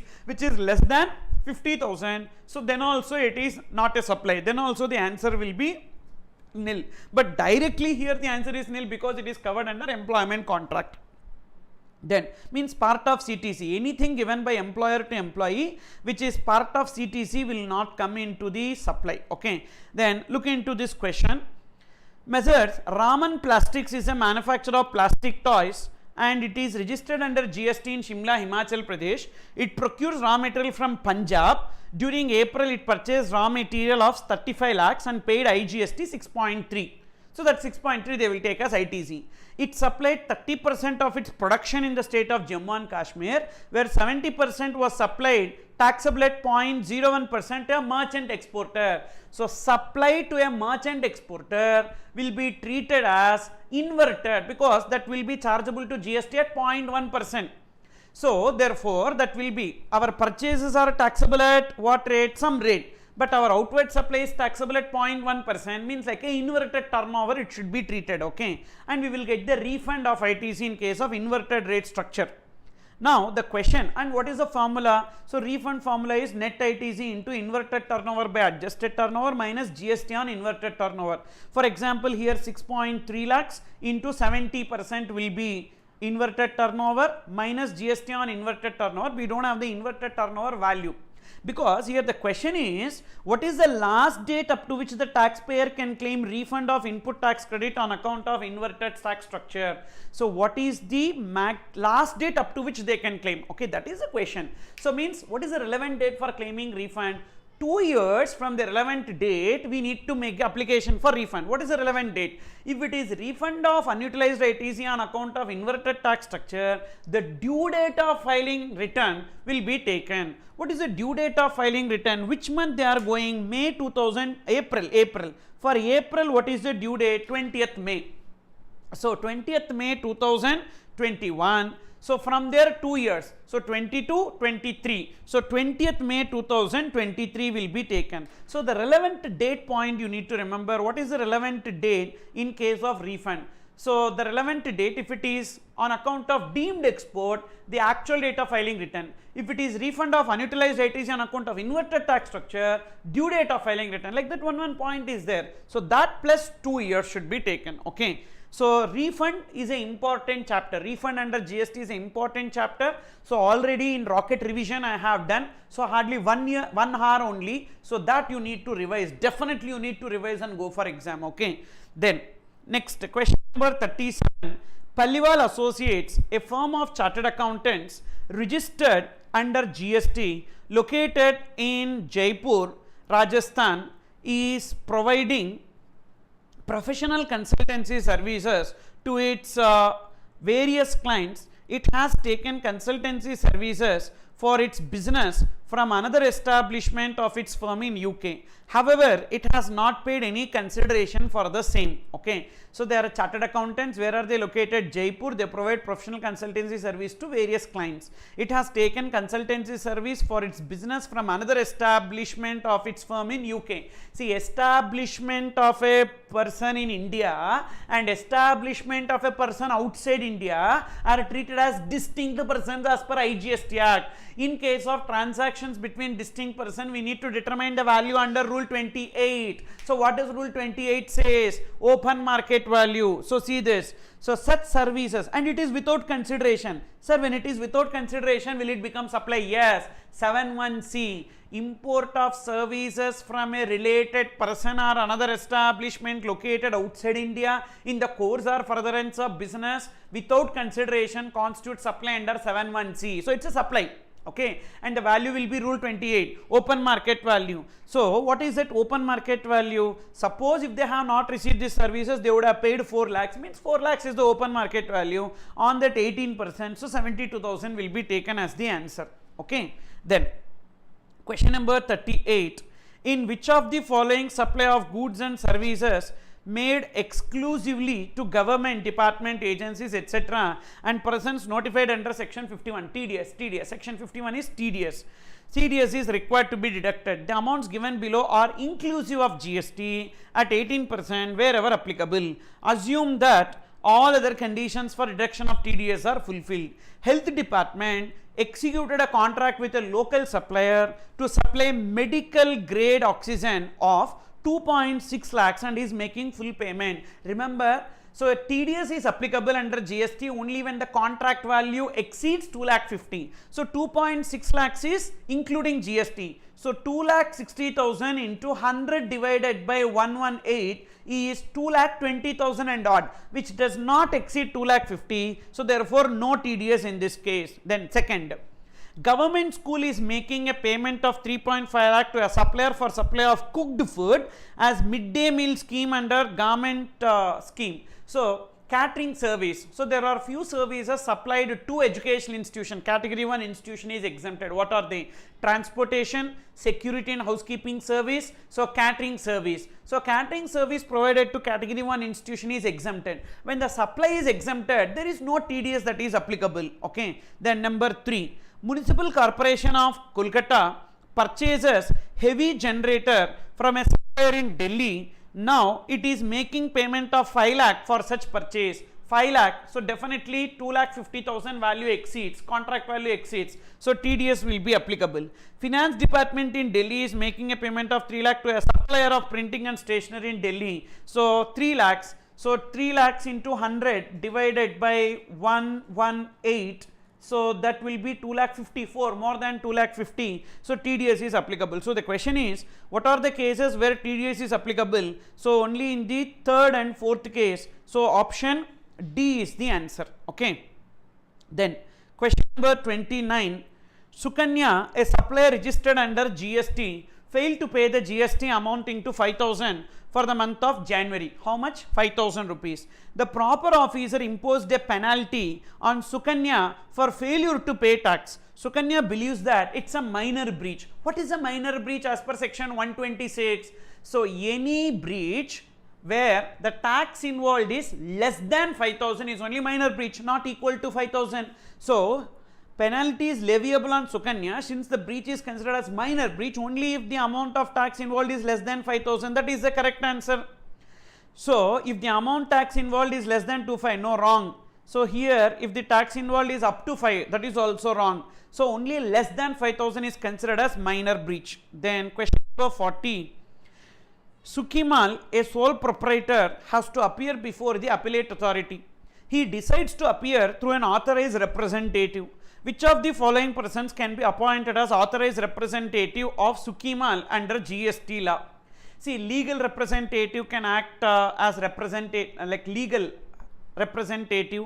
Then that is who can appear before the authorities, legal representatives, legal heirs. Then employee of the organization, any regular employee of the organization, chartered accountant, cost accountant, company secretary, advocate. Okay, so these people, okay, tax practitioners, like that. And but you need to see that they should not be involved, adjudged as any insolvent. So here Rohan is a company secretary who has been adjudged as insolvent. He cannot act as authorized representative. Sohan is son, possible, but was been dismissed from the government service. No, a person who is dismissed from the government service cannot act as a representative. Mukul, a practicing high court advocate, yes, they can appear. Okay, so the answer is only 3C. Okay, so exactly 5,000, yes, penalty will be leviable because minor breach means less than 5,000 only considered as minor breach. Then question number 41. Dev Bhumi Rice Private Limited, a registered person under GST, is providing service of processing of milling of paddy into rice, unloading, packing, etc. So in relation to rice, what are exempted? So in relation to rice, loading, unloading, packing, storage, these 4 only exempted. So here loading and unloading of rice exempted, packing and warehousing of rice exempted, processing service of milling of paddy into rice, that is not exempted. So job work in relation to agricultural produce is exempted. So here, so paddy to rice, rice is not an agricultural produce. So due to that reason, this activity will be taxable. So 1 crore will be taxable and the GST rate will be 5%. So 1 crore into 5%, so 5 lakh will be taken as the answer. Then question number 42. Mr. Pandey is an ambulance driver who live in NCT of Delhi. So he provides driving services to Preeti Heart and Lung Institute, a super specialty hospital. So registered under GST for a consideration of 25,000 per month. So Mr. Pandey was instructed to pick up a patient while going from Delhi to Gurugram. He picked 5 passengers for transportation in the ambulance from Delhi to Gurugram and charged 500 each. See, you are required to ascertain the taxability of transportation service provided by Pandey. Only transportation of patient in an ambulance is exempted. Here, transportation of passengers in an ambulance is not exempted. So only patient is exempted. So therefore, in this case, it will be taxable supply. Then next question, a very good question. This one is, okay, see, Pyarelal Singh, registered under GST in Lucknow, Uttar Pradesh, is appointed as Delk Reader agent. See, even for CA intermediate recent exam also, regarding Delk Reader agent, they have given questions, okay. So this Delk Reader agent, I think, can be tested, okay. So Pyarelal Singh, registered under GST in Lucknow, Uttar Pradesh, is appointed as Delk Reader agent by Sunny Card Company Private Limited. He sells eye opticals to his customers locally within the same state. Sunny Card Company is also registered in GST in the state of Uttar Pradesh. During the current financial year, Sunny Card Private Limited supplied taxable goods worth 10 crores, whose open market value is 10.5 crores from his Allahabad unit to Pyarelal Singh. Now, Pyarelal Singh is an agent and Sunny Cart is the principal. Now, who raises the invoice? That is important, because if invoice is raised by Pyarelal in his name, then he is acting on behalf of principal, then Sunny Cart to Pyarelal will become supply. Now, see that Pyarelal has further sold these goods for 10 crores by raising invoice using his own GSTIN. So, agent acting on behalf of principal. So, when agent is acting on behalf of principal, then Sunny Cart, when they are sending the goods to the Pyarelal, will be coming under supply 71C, and the value will be determined in terms of Rule 29. What does it say? Open market value or 90% of the resale price at the option of the supplier. Now, what is the resale price of Pyarelal?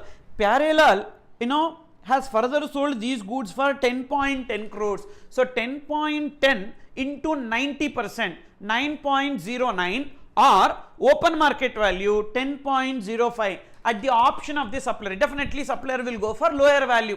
So, 10.05 crores or 9.9 crores at the option of the supplier. So, 9.9 crores will be taken as the value in the hands of Sunny Cart. Okay. Now, you don't have to determine anything else. You don't have to determine anything else, because in option only one place you have, that is option A is the answer. But for academic knowledge, we are learning other point also. Now, what Pyarelal is doing is raising an invoice for how much? 10.10, that will be taxable in his hands, plus he gets a commission 75 lakhs, that is also taxable in his hands. Then interest earned by a Delcreader agent. What is the answer? So, if the Delcreader agent is acting on behalf of principal, then invoice is raised by Delcreader agent to the buyer, then it will be coming under interest on account of delay in receipt of consideration. So, that interest will be included in the value. Suppose if the Delcreader agent is not acting on behalf of principal, invoice is raised in the principal name, then whatever interest collected is exempted on the grounds of interest on advances, loans, etc. is exempted, that category. Okay. But here this Delcreader agent is acting on behalf of principal, so whatever interest collected will also be taxable in his hands. So, that interest 15 lakhs also will be taxable in his hands. So, 10.10 plus 75 lakh, that is 0.75 plus 0.15, so that will be 11 crores. So, therefore, the answer will be A in the hands of Sunny Cart, 9.9, Pyarelal Singh 11 crores. Then next, question number 44. Sri Ram Seva Trust, registered under GST, is a charitable institution registered under section 12AA of the Income Tax Act. It has organized a skill development program relating to persons over 65 years residing in a well-planned city. So, we have list of charitable activities. In the charitable activities, I told you, so services provided to persons over 65 years, educational program provided to persons over 65 years residing in rural area is exempted, but here it is a well planned city, therefore it will be taxable. This is not a charitable activity.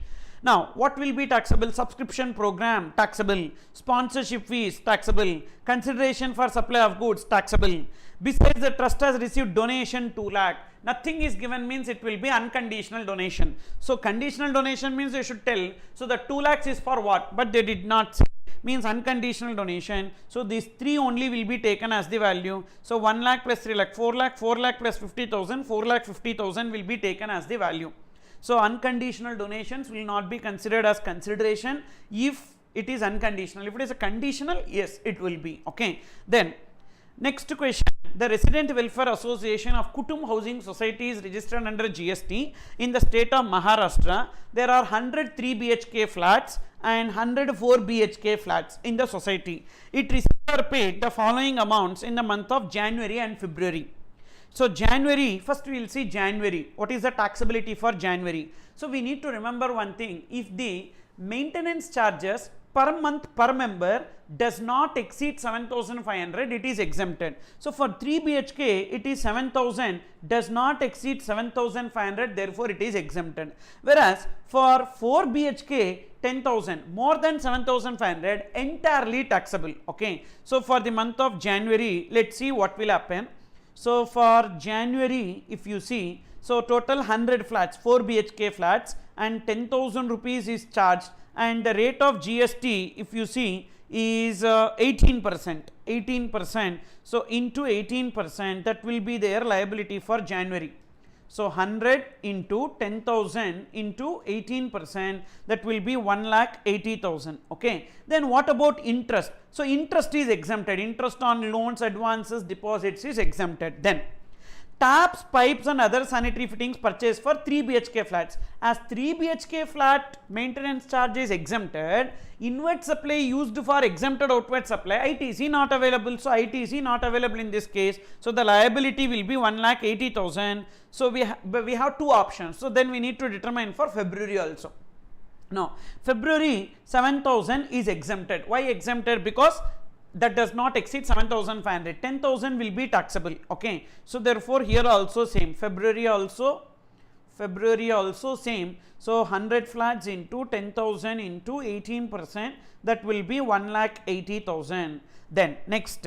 So interest is exempted. Interest on loans, advances, deposits. Now generator purchase for power backup of 4 BHK flats. As 4 BHK flats maintenance charge is taxable. So for them whatever is purchased, on that they can take ITC. So 1 lakh into, so what is the GST rate? 18%. So 1 lakh into 18%.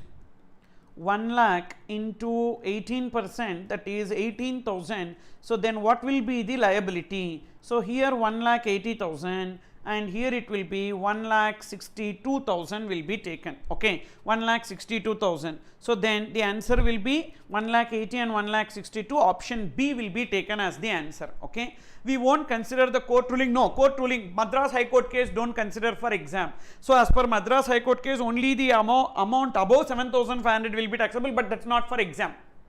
For ICI exam we should not consider, because ICI follows Supreme Court decisions, not the High Court decisions. So that's the reason why. So don't take that for exam. For exam entirely it will be taxable. Okay. Then so this is the answer for that. Then question number 46. XYZ Limited sent certain goods abroad for repairs.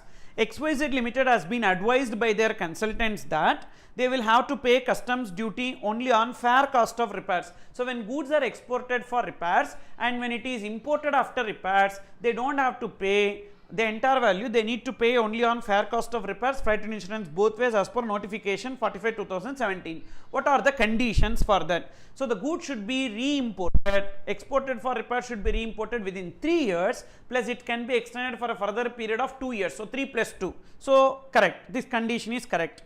The exported and re-imported goods should be same. Correct. The ownership of the goods should not have changed. Correct. All these three are correct. So option A is the answer. So these are the three conditions for notification 45/2017. Then question number 47. The transaction value of imported goods is not accepted for valuation purpose. When? So usually transaction value will be taken if supplier and recipient are not related, price must be the sole consideration, and imported goods are not having any conditions imposed by the exporter for sale. So the use of imported goods by the buyer is subject to restrictions. Then transaction value not accepted, first one. Buyer and seller are not related. Not related means we'll take transaction value. Price is not the sole consideration for sale, then also transaction value we will not take. Okay. So 1 and 3. So 1 and 3 we will so take transaction value. Price must be the sole consideration. 1 second. Price must be the sole consideration. When price is not sole consideration, we will not take. So here the use of imported goods by the buyer is subject to the restrictions. So TV not applicable. Buyer and seller are not related. TV not applicable. Sorry, buyer and seller are not related. Then transaction value applicable. Price is not the sole consideration. So transaction value not applicable. Okay. So actually here the option is C, 1 and 3. Okay. So it's a typo. So 1 and 3 is the answer for this. Okay. Then next question number 48. For determining the CIF price of the imported goods, certain additions have to be made to the value of imported goods under Rule 10 sub Rule 2 of Customs Valuation Rules. If the cost of insurance is not ascertainable from the document submitted before the customs authorities, then such amount is determined as follows. So insurance, So insurance, what we will do, if insurance actuals are not ascertainable, we need to take 1.125% of FOB. So option 2, okay. And what if FOB is not separately available, but FOB plus freight is there, then 1.125% of such sum. So second or third, normally if FOB is ascertainable, 1.125 of FOB. But when the given information is FOB plus freight cost, then 1.125% of such sum should be taken, okay.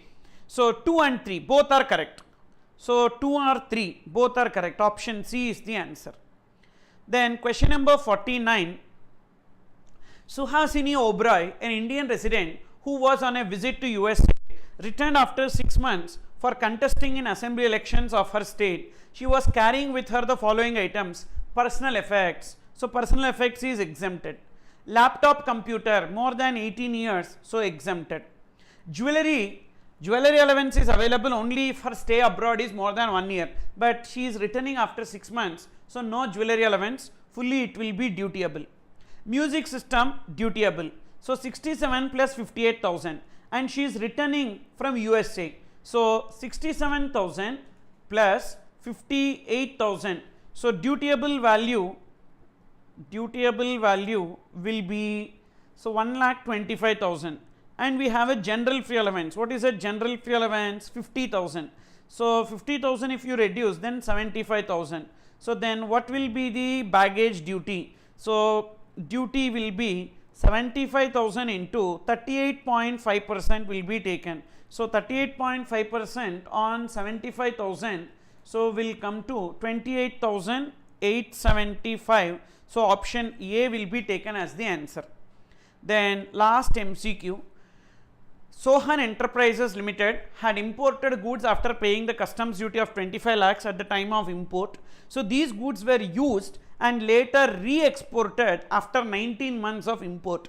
The amount of duty drawback that Messrs. Sohan Enterprises Limited is eligible to claim on such re-export made is. So now, so we have duty drawback as per reduced rates. What is the duty drawback as per reduced rates? As per section 74 subsection 2. So we need to see the usage 0 to 3, 3 to 6, 6 to 9, 9 to 12, 12 to 15, 15 to 18 and greater than 18 months. So it starts with 95%. So it will come down by 10% up to 75%. Thereafter it comes down by 5%, 70%, 65%, 60%, greater than 18 months 0. So greater than 18 months 0, here it is 19 months. So which means nil will be the duty drawback. We will not get duty drawback under 74 subsection 2 if the goods are exported after a period of 18 months. Okay.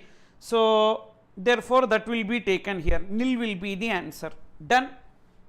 Then, so this are the 50 MCQs that we have completed, and see this standard you can expect the questions to be, okay. And so not necessary that everything will be case scenario. So usually from last exam, because that paper has come, somehow MCQ paper has come. So what I have seen is that around some 19 questions were there. In that 19 questions also, so case scenario related some 2 questions were there. So for around some I think 10 marks, like the 10 to 12 marks, and remaining are 2 mark questions and 1 mark questions are there, okay. Then, so we'll take a small break for 5 minutes, 5 minutes small break, and thereafter we will look into this case scenario MCQs. So if you want to have a small munching etc. and all, you have it. So a 5 minutes break we will take, and thereafter we will continue with this, okay.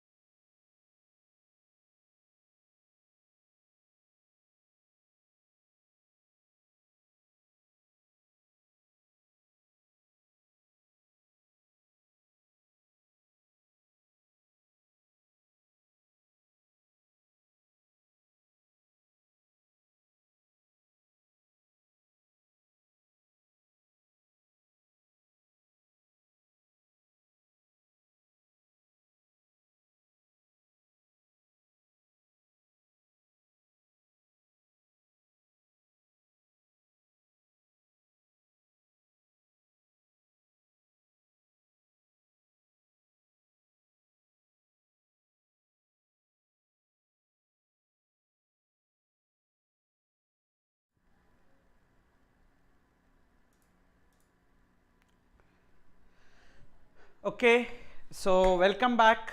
We'll start. So we have few case scenarios. So 10 case scenarios I have given, but these 10 case scenarios I gave the detailed answer, so you don't have to worry. Every point I have given. So just let me concentrate on explaining because answers are already there. So now what is the strategy for this case scenarios? So what you need to do is that, so first you need to take the questions, in the sense like, so first you need to see, you know, this what is that, questions first, and after seeing the questions, so then you need to read the paragraph. So don't read the paragraph first and then read the, you know, questions. So because what will happen when you read the paragraph, you are like walking on a dark space. You don't understand as to why this point is given, what is the purpose of this point, etc. and all. So time will be wasted. So what you need to do is that you need to see the questions and then read the paragraph. So when you see the questions, you will understand, okay, so the questions are from these areas. So then when you read the question, you know, when you read the paragraph, you will understand, okay, this point is given to answer that question, this point is given to answer this question. So like that you will be able to connect. So that's my request. Okay, so what you need to do, say for example, we have a very big paragraph like this. So now you can go to directly the questions just to see the question. Okay, the total GST liability. So they are talking about one company, Alpha Limited. So we need total GST liability net of input tax credit. That is one question. Okay, then next second, so one question is related to one Alpha Limited company, total GST liability net of input tax credit, means whatever is related to Alpha Limited, inward supplies, outward supplies, you need to analyze properly, okay, to arrive at the GST liability. Then second question is, what shall be the gross GST IGST liability? So be careful, gross IGST liability of Supernova India Limited. So Supernova India Limited, like that also one company is there. So what is their gross IGST liability? Then next question number 1.3, how shall the amount paid towards training expenses of employees of finance team of Supernova be treated? So one employee related expenses of Supernova Limited, what is the treatment? That is the third question. Fourth question is, whether input tax credit is available on GST paid by Supernova Limited on invoice amounting to 1 lakh to the hotel in Mumbai, Maharashtra. So on that hotel expenditure, can they take ITC? That is fourth question. And fifth question, whether GST applicable on the event organized by Fun Events for Supernova. So Fun Events Limited, like that also one party is there. So they are providing some event related services, whether GST is applicable. These are the questions. Now you understood that what are all the questions area. Now we will come back. When we read the question, we will understand why that paragraphs are given. Otherwise, you will not be able to. Now see, Supernova India Limited is a 100% subsidiary of Supernova LLC Japan, registered under GST in the state of Gujarat. Supernova Incorporation Singapore is another subsidiary of Supernova LLC Japan and is engaged in supply of industrial goods to customers located across the world. So there are actually three companies here. So Supernova LLC is one company which is located in Singapore, and there is another company, so that is Supernova India Limited. Supernova India Limited, which is a 100% subsidiary of Supernova LLC. And then there is yet another company, is another subsidiary of Supernova LLC, okay, and is engaged in supply of industrial goods, Supernova Incorporation Singapore. So yet another company they have, Supernova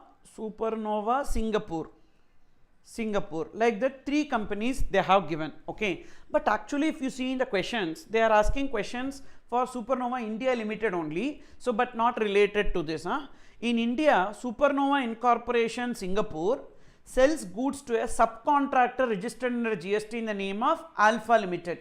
So this Alpha Limited, so this Supernova Singapore is making supply of goods to Alpha Limited in the state of Maharashtra, Alpha Limited imports the goods sold by Supernova Incorporation Singapore and carries out the required technical process on such goods in the factory located in Maharashtra.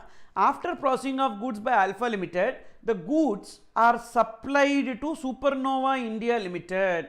So again these goods are sold to Supernova India Limited for further sales to the end customers.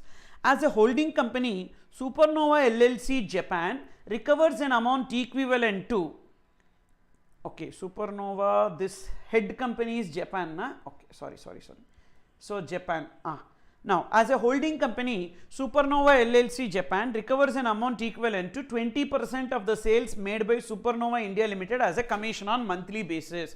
Now let's try to understand this transaction. So wherever this amount and all numbers you see, that should be analyzed properly. So 20% of the sales made by Supernova, they need to pay commission. So who is the supplier here? Supplier is, Supernova LLC Japan. They are getting money. The one who receive money is the supplier. The one who pay money is the recipient. So supplier located outside India, recipient located in India, and it's a commission, means place of supply, general provisions, location of recipient. So it's an import of service on which Supernova India Limited is liable to pay GST under RCM. That is with respect to this. So this will be taxable under RCM in the hands of Supernova India Limited. So this has got some transaction. Next. During the month of January, Alpha Limited imported the goods worth rupees 10 lakhs from Supernova Incorporation Singapore. The interstate purchase of Alpha Limited from domestic market amount to 2 lakhs. So this data what they have given is related to Alpha Limited. So we have one question, one MCQ. What is that MCQ? So what is the total GST liability of Alpha Limited? Actually from here only Alpha Limited transactions are started, okay. So Alpha Limited imported goods worth rupees 10 lakhs. Whenever they imported goods, so on that goods they need to pay IGST under RCM along with customs duty, that is there. So that is their purchases on which they need to pay GST under RCM. So what is the adjustment for that? First we need to add it to their RCM liability, plus the same can be taken as input tax credit also, okay.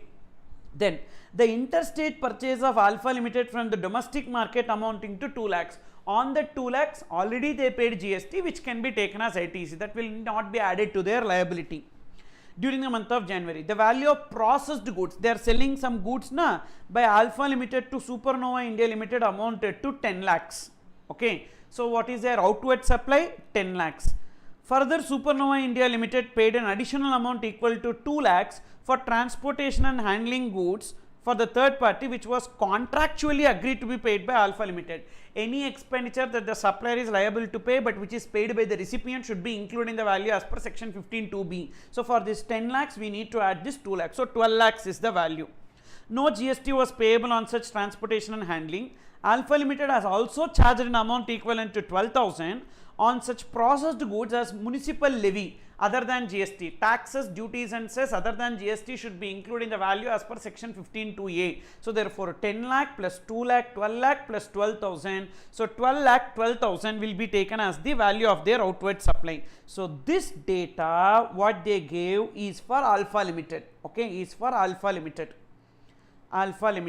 And based on this data we can compute the net GST liability, but we need to check whether there is any other data related to Alpha Limited. So Supernova India Limited sold goods purchased from Alpha Limited, then there is no opening stock in January. Supernova Limited, so here your eyes should search for Alpha Limited.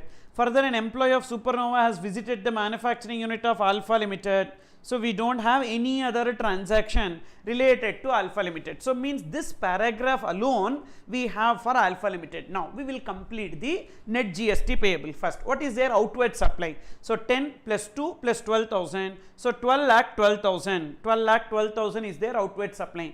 On the 12 lakh 12,000, what is the GST payable? Where Alpha Limited is located? Alpha Limited is registered somewhere, see. Alpha Limited is in the state of Maharashtra, and now they are making sale to Supernova India Limited. Where Supernova India Limited is registered? Gujarat. So Maharashtra to Gujarat, interstate supply chargeable to IGST, okay. So 12 lakh 12,000 into what is the rate of GST? IGST 18%. So 12 lakh 12,000 into 18%, IGST 2 lakh 18,160. That is over. Then on import of goods, they need to pay GST under RCM. So that is related to their input tax credit. Now, if you see what is their input tax credit, first, so they imported goods 10 lakhs on which they need to pay GST under RCM. So now, so see that the next one, ITC 2,16,000. So how this ITC 2,16,000 we have got? So if you see here,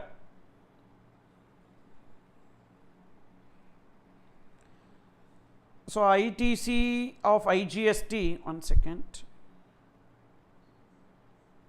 yes, so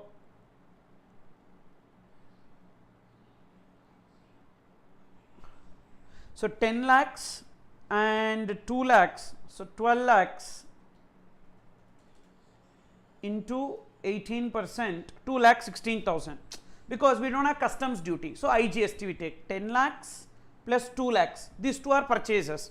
So 10 plus 2, 12. So on that 2,16,000. So 12 lakhs into 18%. So 2,16,000 we can adjust. So remaining will be the GST payable. So 2,160. 2,160 payable as IGST. Okay.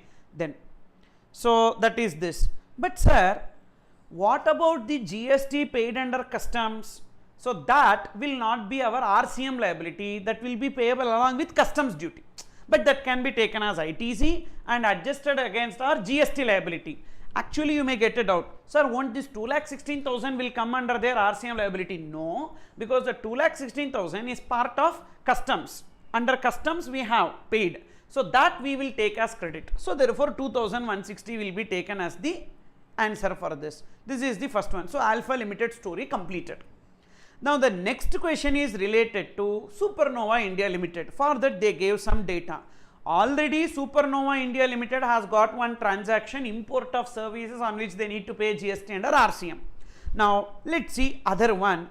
Supernova India Limited sold the goods purchased from Alpha Limited in the month of January, 6 lakh worth of goods to X Limited, a customer located in the state of Rajasthan. So where Supernova Limited India Limited located? Gujarat. Gujarat to Rajasthan interstate. So we need to take 6 lakhs into 18% IGST liability. Then second transaction, 8 lakh worth of goods to Y Limited, a customer located in the state of Gujarat. So 8 lakhs into 18%, Gujarat 9%, 9%, CGST, SGST.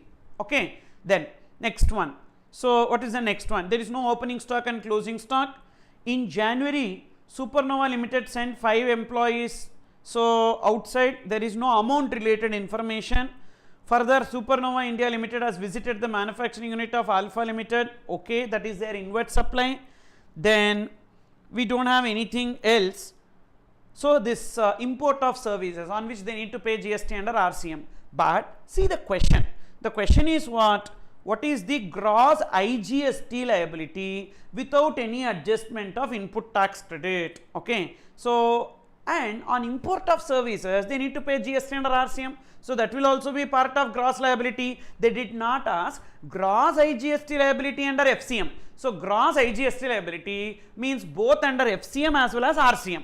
So what is that RCM liability? What is the import of services? So 20% of the sales. So what is the sale? 6 plus 8. So 6 lakhs plus 8 lakhs into 20%, that is 2,80,000. So 2,80,000 is the inward supply. On that 2,80,000 into 18%, they need to pay GST under RCM 50,400. Now again be careful, they are asking what is the gross IGST liability. So what is the gross IGST liability? 1,08,000 plus 50,400, 1,58,400, that 1,58,400 will be taken as the answer.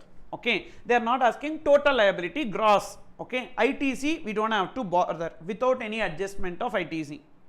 Then what is our next question? That employees related question. So for that we have got one paragraph. So up to this over, and now this paragraph we need to focus. What is that? An employee of Supernova Limited has, okay, in January Supernova Limited sent 5 employees to a finance team to Singapore for training. In case of training service will come under performance based service in relation to individual. So, and who is the supplier here? Supplier is Supernova Incorporation Singapore. Who is the recipient? Supernova India Limited is the recipient. When supplier is located outside India and recipient is located in India, the place of supply will be determined under section 13. So, as per section 13, what will be place of supply in case of performance based service in relation to individual? Location, whether physical presence of the recipient required or physical presence of the recipient not required. If physical presence of the recipient required, location where service are actually performed. If physical presence of the recipient not required, so then we need to take general provisions, okay. But here physical presence of the recipient required, so location where service are actually performed. Supplier Singapore, place of supply also Singapore, location where service are actually performed because they went to Singapore to attend the training. So, as supplier is outside India, place of supply also outside India, there is no GST on that, okay. That is the answer. No GST is applicable on the transaction. Why? Supplier Singapore, place of supply also Singapore, as both are outside India, so there is no GST with respect to this, okay. Then next question is what? Next question is related to that hotel expenses. So, for that we have one paragraph. See that further, an employee of Supernova India Limited has visited the manufacturing unit of Alpha. So, Supernova India Limited is in Gujarat and Alpha Limited is in Mumbai, Maharashtra, and stayed in a hotel in Mumbai, Maharashtra in the month of January. At the time of checkout from the hotel, the invoice was issued for an amount equivalent to 1 lakh, and the hotel has issued invoice in the name of Supernova India Limited. So, and GST was charged at the rate of 14%. See, the problem is, as the hotel is located in Mumbai, Maharashtra, they will raise CGST as GST invoice. Why? In case of service in relation to immobile property, we will take location of immobile property as the place of supply. So, here what is the place of supply? Location of immobile property, hotel. Supplier also Mumbai, hotel also Mumbai. So, it will be intrastate supply. They will raise CGST as GST invoice. But Supernova India Limited is in Gujarat. Can they take ITC with respect to that? No, they cannot take ITC with respect to that. Why like that, sir? Why they cannot take ITC with respect to that? Because they are not registered in that state. So, it's an important point. CGST, SGST paid in other state where this company is not registered cannot take ITC. So, therefore, that cannot be taken as ITC in this case. And out of such amount, the amount recoverable from the employee towards non-official stay by Supernova India Limited was 50,000. Recoverable. Now, you may get a doubt, why can't this 50,000 be taken into the value on which they need to pay GST? This is not recoverable. Only when it is recovered, so then that may be becoming part of value on which they need to pay GST. But in this case, so whatever 1 lakh rupees, can they take ITC or not? That is the question. So, whether input tax credit available on the GST paid by Supernova India Limited? No. ITC not available, both CGST as well as SGST credit, ITC not available. Then question number 1.5 is related to that event. So, they have given one more paragraph related to that. Now, Fun Events Limited, an event management company, has organized an event for the month of January for Supernova India Limited in Mauritius. So, who is the supplier? Fun Events. Where are they located? India.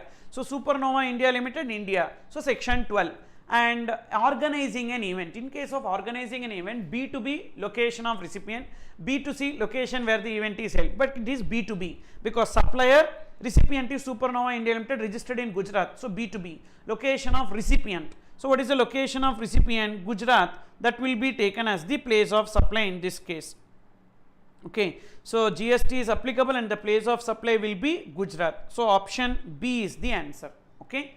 So, this is what case scenario 1 is about, and not necessary that you need to get the same case scenario here in exam, but you need to know the approach. So, once you know the approach, you will be able to arrive at the answer, and according to me, case scenario question is completely like just like a normal question that is given. Only thing, you don't have to show the working, you can do the scrap work. So, you can scribble on the rough sheet and you can write the answer, final answer.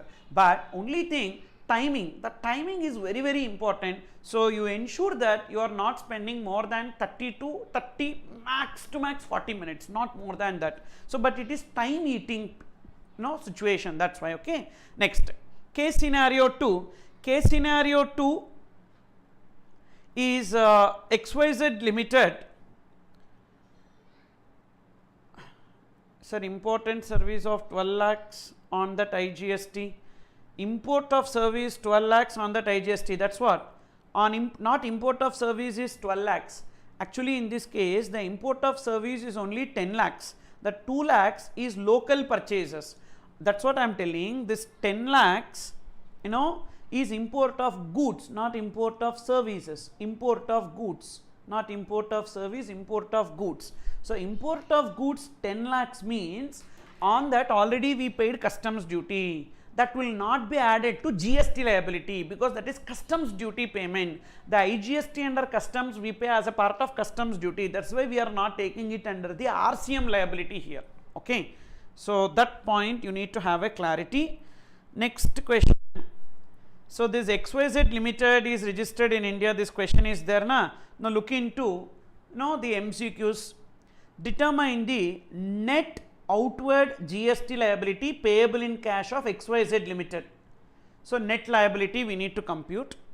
Then what shall be the total eligible ITC to XYZ? But see the fun here. If you need question number 1 answer, you need to solve question number 2 also, because question number 1 is about net liability. Question number 2 is about ITC. Means without knowing ITC, how you can calculate net liability. So you have to do a single computation where both the answers you will get. Then, so question number 3, whether Lumos Incorporation is required to obtain registration in India. So a question is related to registration. Determine the GST liability of XYZ on transportation of goods service provided to ABC. Already here they are asking us the net liability. In that net liability of XYZ Limited about one transaction. So this is also connected. Okay. Then in case of machinery sold and fabricated by C Limited, the place of supply and tax charge. So there is one independent question related to C Limited. Now, so mostly the questions are from XYZ Limited point of view. We have a lot of transactions. We need to analyze what is the gross liability and input tax credit. So then we will get the net liability. Now what you need to remember is that, so wherever gross liability comes, that we will put in the gross liability place, input tax credit, purchases details and all in input tax credit. Okay, first.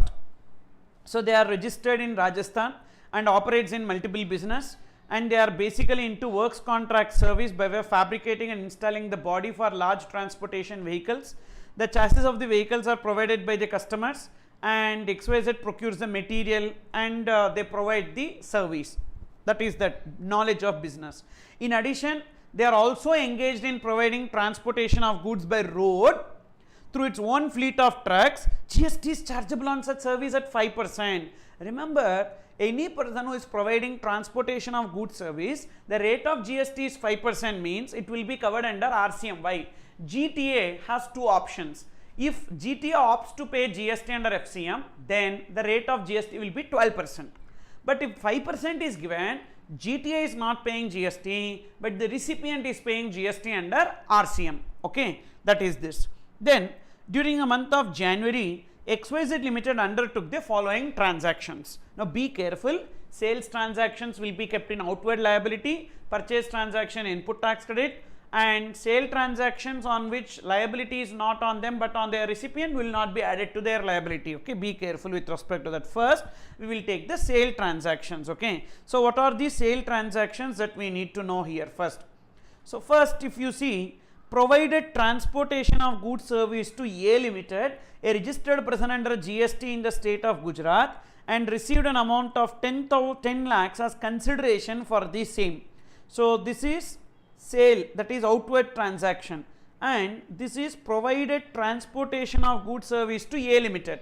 Then transportation of goods to A Limited, the liability is not on XYZ, the liability is on A Limited. So then it will not be coming into their outward liability. Okay, so transportation of goods service to A Limited nil. Why? Because A Limited will pay GST under RCM.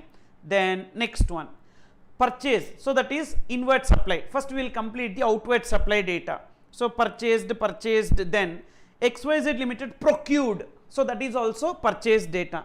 Then provided transportation services to ABC Limited, its related party, and received an amount of 5 lakh. So whenever transaction is made to a related person, we need to determine the value as per rule 28. As per rule 28, we need to take open market value. So what is the open market value? 7 lakhs will be taken as the open market value. Okay, so 7 lakhs. But in that case also, liability to pay GST is on whom? ABC Limited, means it will not be added to XYZ Limited's liability. So nil. Okay, then next number 3. This is also outward. Then next, XYZ Limited sold scrap relating to fabrication business amounting to 5 lakhs. So normal sale of scrap outward, on which they need to pay GST under FCM, and it is not transportation, only for transportation 5%. If you see here, all inward and outward supplies is 18% unless specified otherwise. So therefore 18%. So 5 lakh into 18% will be the GST. So that is 1,80,000. And in the options, if you see, they did not ask about CGST, SGST, IGST. So normal GST computation, if you do, that is sufficient. So therefore scrap 90,000. That point also completed. Then purchased goods, that is purchase data, received an advance of 10 lakhs for fabrication work on new chassis and 3 lakh towards transportation service from W Limited, a registered person under GST in the state of Madhya Pradesh. First, received an advance of 10 lakhs for fabrication work outward. So whether GST is payable on advances in case of services? Yes, GST payable on advances. So on this 10 lakhs, they need to pay GST 1,80,000. Then what about the 3 lakhs for transportation service? So recipient has to pay. Who is that recipient? That is the W Limited. So will pay GST, so that will not be added to their liability. So now we have completed all their outward liabilities. Outward liability we have completed. So now we need to understand what is their inward. So in that inward, input tax credit will come. Also, if there is any RCM liability, that should be added to the RCM liability. Now we will see inward. Second, so purchased tires for its own fleet of trucks and paid 1 lakh for such purchase. They purchased the tires for which they paid 1 lakh. Okay, then on that 1 lakh, can they take ITZ?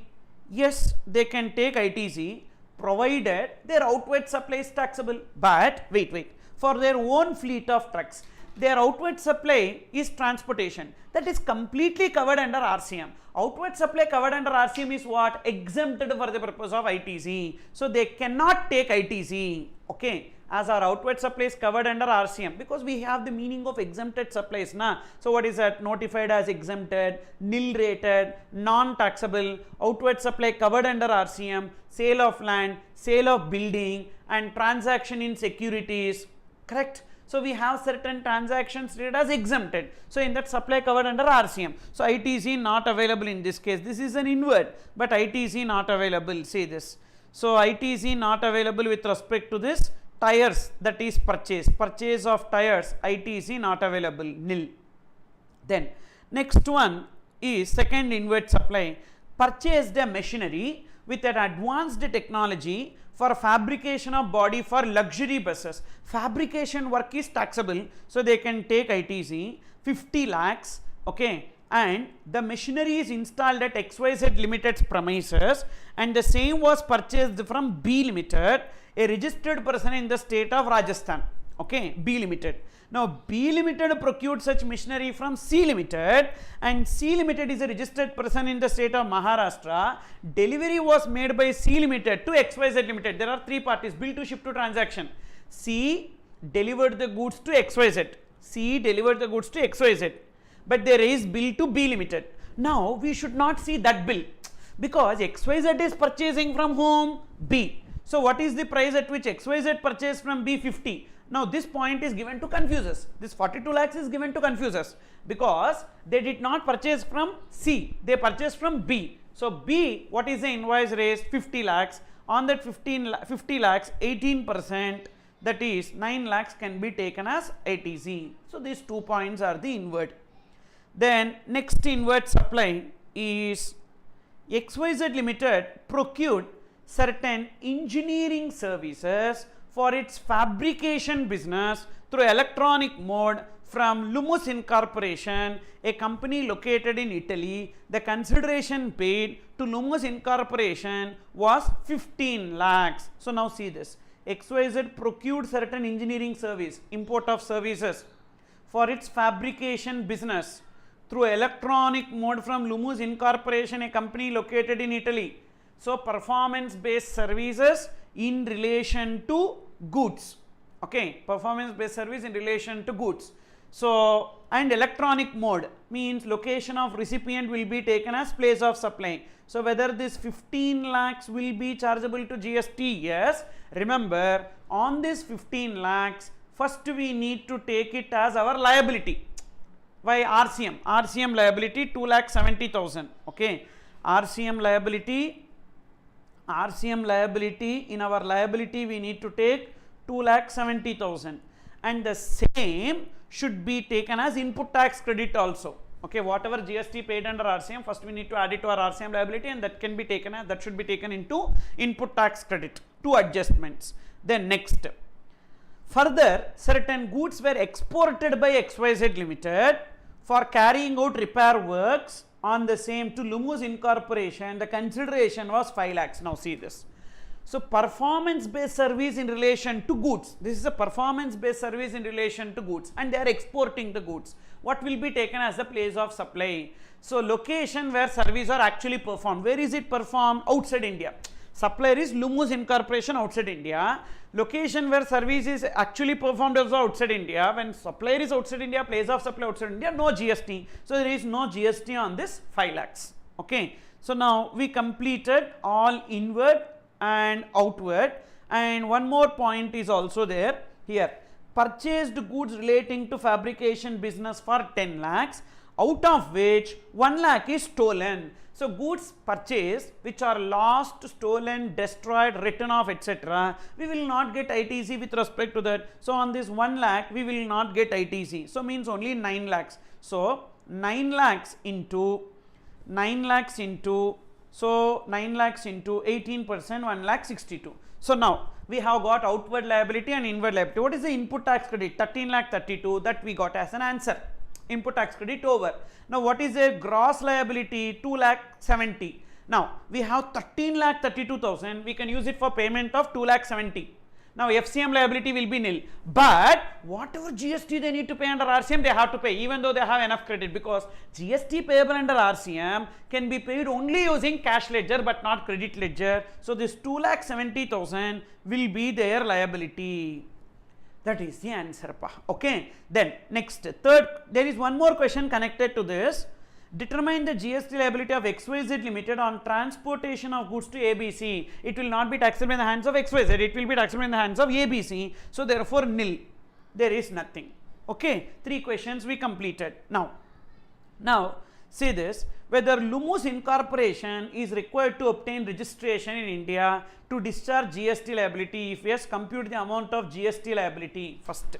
So where Lummus Incorporation located? Outside India. There are 2 transactions connected to Lummus Incorporation. Number 1, Lummus Incorporation is supplying services to XYZ Limited, on which XYZ Limited is liable to pay GST under RCM.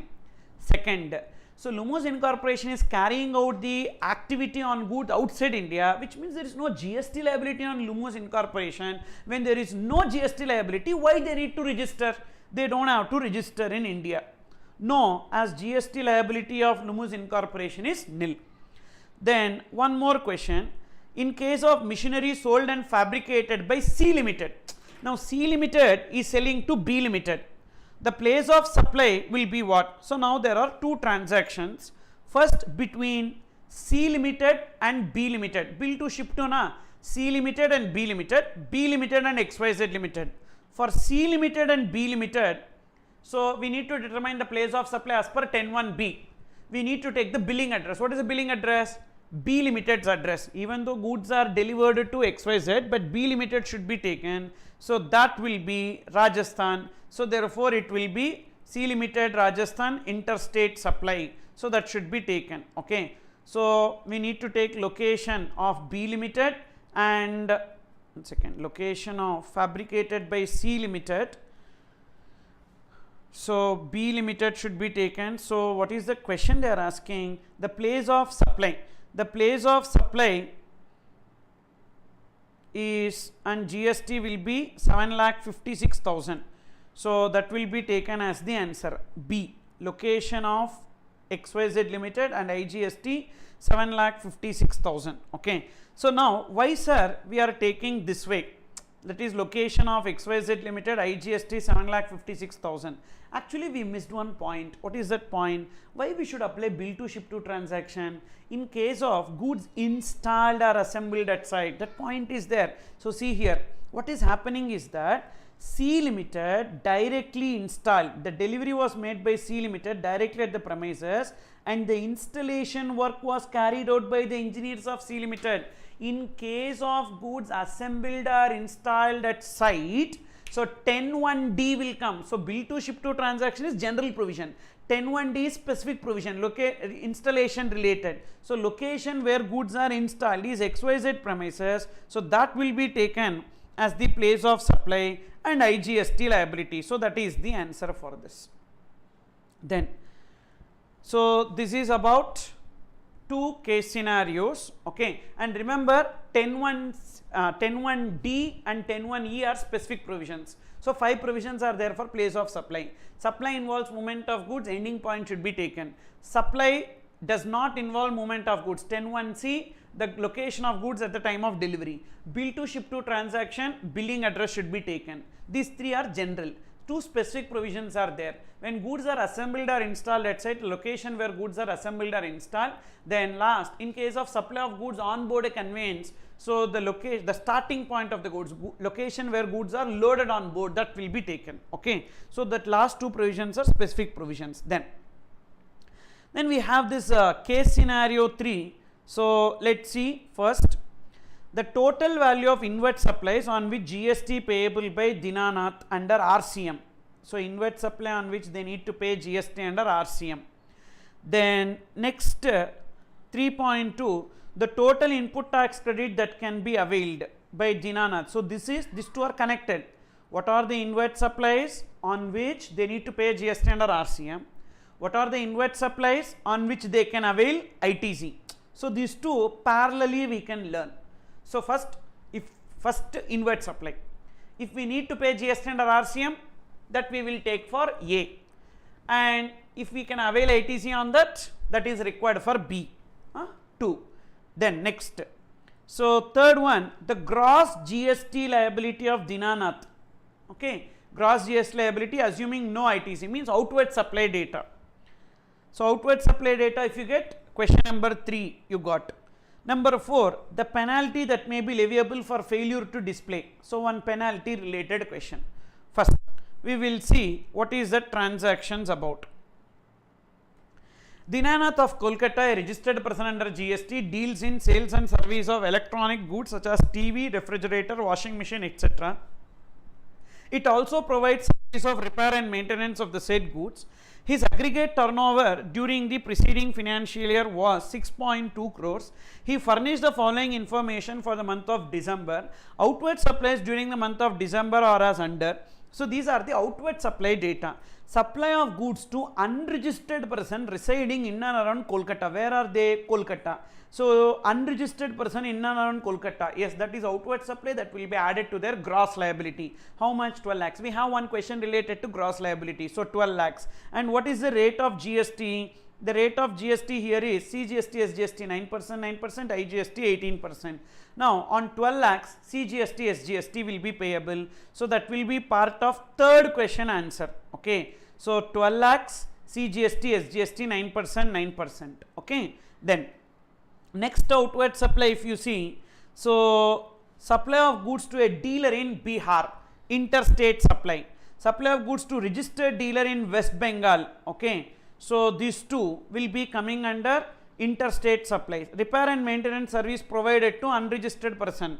So 4 lakhs. So 6, 28 and 4. These 3. 6, 28 and 4. So 6 and 28. So interstate, intra. Okay. So accordingly we got their gross liability under FCM.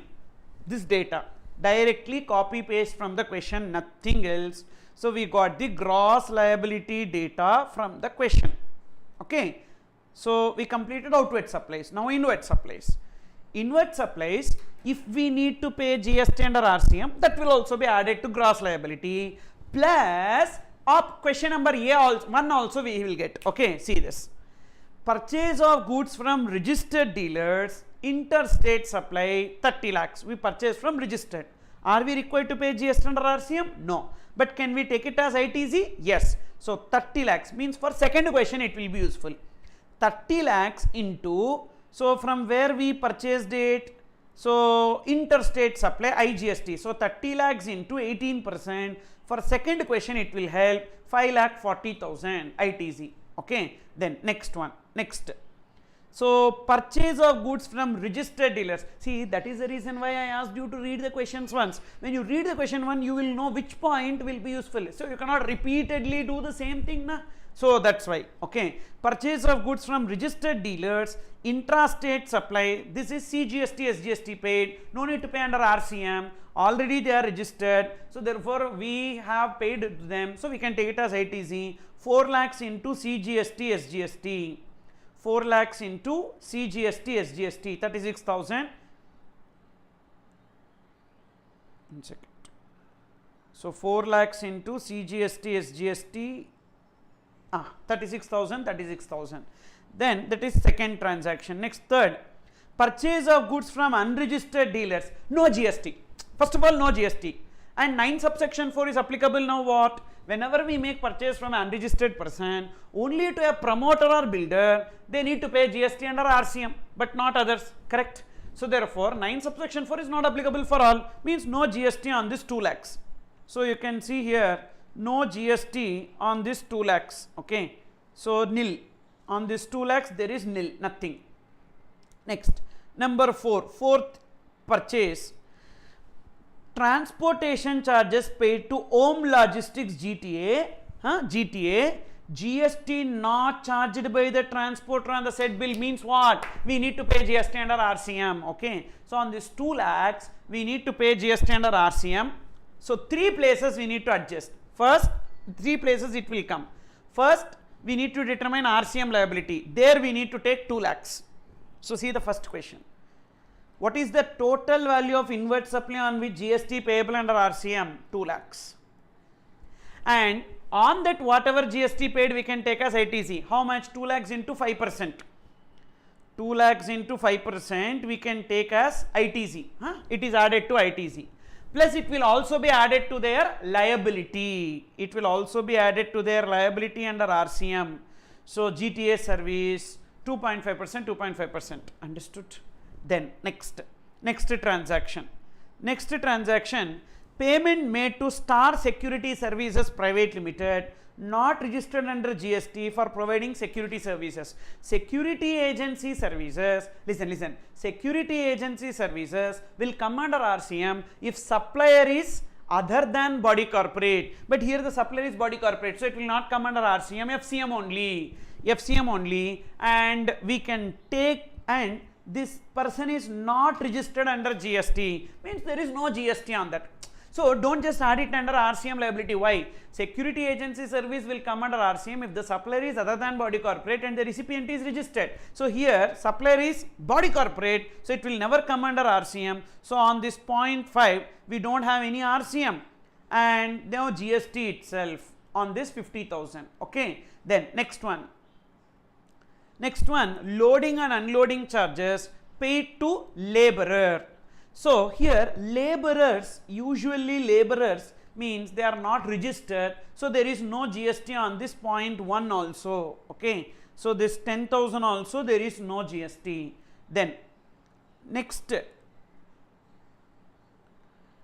shop rent paid to Kolkata Municipal Corporation. What is that? Services provided by renting of immobile property services provided by government to business entity, and the business entity is registered because this Dinanath is registered. So it will be coming under RCM. RCM, 3 places adjustments. 0.30. So first 30,000 you add as RCM, and on that 30,000 GST 9% we will take as ITC, and it will also be added 2,700 to their RCM liability. Okay, 3 places adjustments. Then next one is fee paid to Mr. Das, a senior advocate of Kolkata High Court, for legal service. So advocate service will be exempted if the turnover of the business entity during the previous year does not exceed threshold limit. One exemption is there, but here if you see what is their turnover during the previous year, so we have got the data. So their turnover during the previous year was 6.2 crores, means this service will be taxable because services provided by individual advocate, firm of advocate or senior advocate to a business entity whose turnover during the previous year does not exceed threshold limit is exempted. So therefore that exemption not applicable. Then again RCM. So again 3 places, 10,000 here, 10,000 here, then on the 10,000 GST paid under RCM, so added to ITC plus liability also this 900 will be added. Okay, now next, so what is the next one? The next one, over following additional information is provided. During the course of unloading TV sets supplied by a registered person, one LED TV costing 25,000 was damaged and supplier refused to replace the same, means ITC not available. So 25,000 into 18%. So that is 4,500 we need to reduce from the ITC. Why we need to reduce from the ITC? Because when goods purchased are lost, destroyed, return of ITC not available. Okay, that adjustment only in ITC place. Then next, so then the assistant commissioner, so this is related to the penalty, there is no other transaction. Now fatafat we will get the answers. Now what is the GST, total value of inward supply on which GST payable under RCM? 2,30,000, 10,000, so 2,40,000, so 2.40 lakhs, option A is the answer. Then here ITC already we got, everything we have taken and reduced 4,500, so 6,27,400, so that will be the GST 6,24,700 ITC. Then what is their liability? Gross liability we already computed, and RCM liability, FCM liability, RCM liability. So if you add 8,600 to this, so we will get the total liability. So this total 9,17,200. So that also we have got. Okay, next, last question. The penalty that may be leviable for failure to display registration certificate. What will be the penalty? So failure to display registration certificate and GSTIN we don't have anywhere under section 122 subsection 1. 122 subsection 1 list of offences are there. Bio discredits TFT. Nowhere in that list we have this offence, but this is coming under other offences. General penalty. What is the general penalty? Up to 25,000 under CGST. Concentrate, very important point. Up to 25,000 under CGST. Now see the options.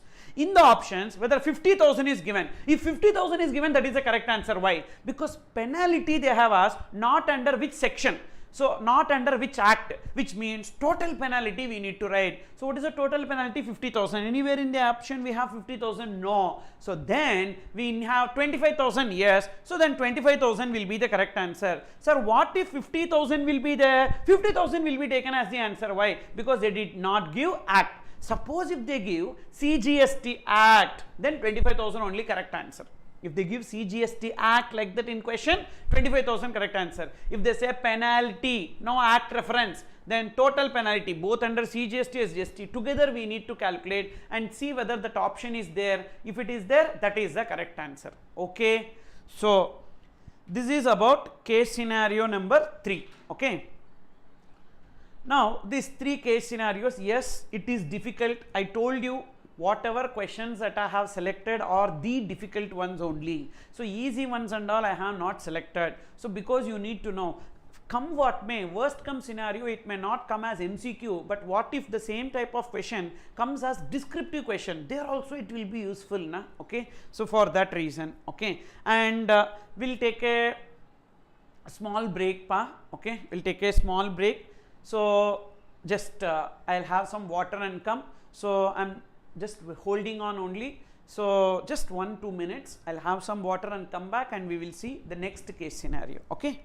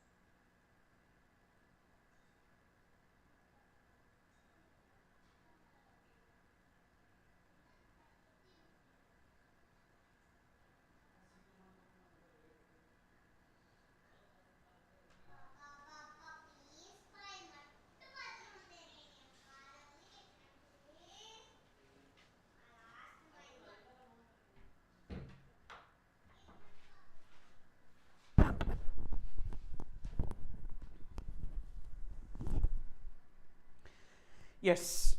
So now we are going to look into case scenario 4. So in this case scenario 4, this is mainly based on time of supply. So you can see here, first, what is the time of supply of goods in case of goods supplied to Charanjot Hardwares and Fitters. So there is one question related to time of supply, and second question is also related to time of supply but another person. This is Charanjot Hardwares. Another question is Rana Singh Ji Hardware Products, time of supply of goods. And then we have next time of supply in case of services supplied by transporters. Okay. Then question number 4, what is the gross tax liability of Harimukund Hardwares? Gross liability. And we have the breakup of CGST, SGST, IGST. So we should be careful as to interstate, intrastate. Total value of supply. Total value of supply in the above scenario on which Harimukund Hardwares is liable to pay tax. Okay. Sir, any goods or services received from unregistered person is exempt from GST. Yes. So that is, there is no GST on that basically. So whenever we make purchase from an unregistered person, there is no GST. Not that it is exempted, but there is no GST on that. That's how we need to understand. Okay. Total value of supply we need to find, on which they need to pay tax. Okay. So first we will see here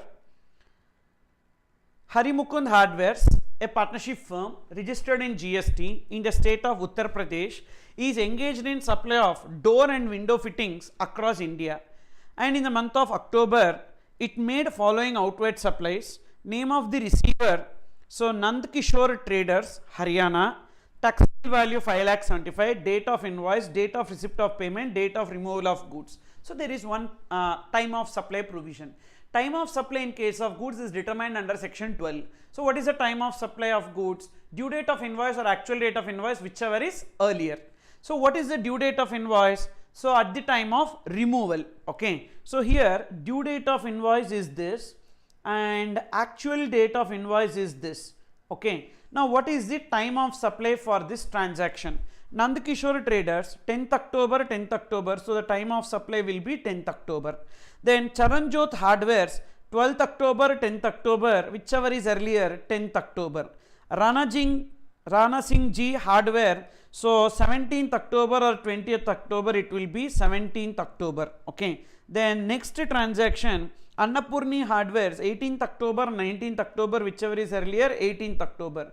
All these 4 transactions, time of supply falls in October month, so they need to pay GST on that. Okay, now so here we already got 2 questions answers here. First question, Charan Jot Hardwares. Charan Jot Hardwares is second transaction, 10th October will be taken as the time of supply, 10th October, option B.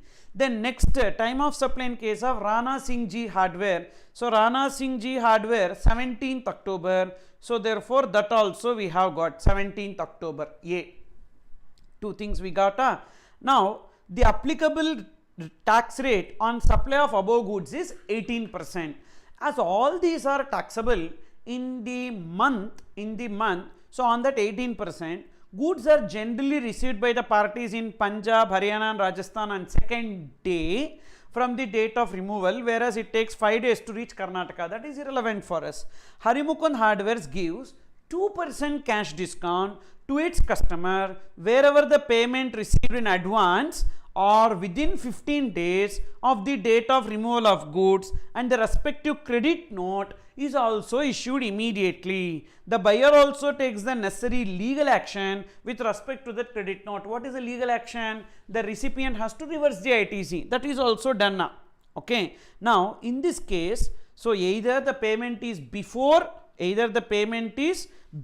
advance or within 15 days of date of removal of goods. So let's see in which cases they are eligible for discount. First, so payment is received within 15 days of removal of goods. First case, if you see 10th October, 25th October payment is received. So eligible for discount? Yes, discount is eligible. Then 10th November payment is received, 10th October not eligible for discount, no discount, because the payment is not received within 15 days.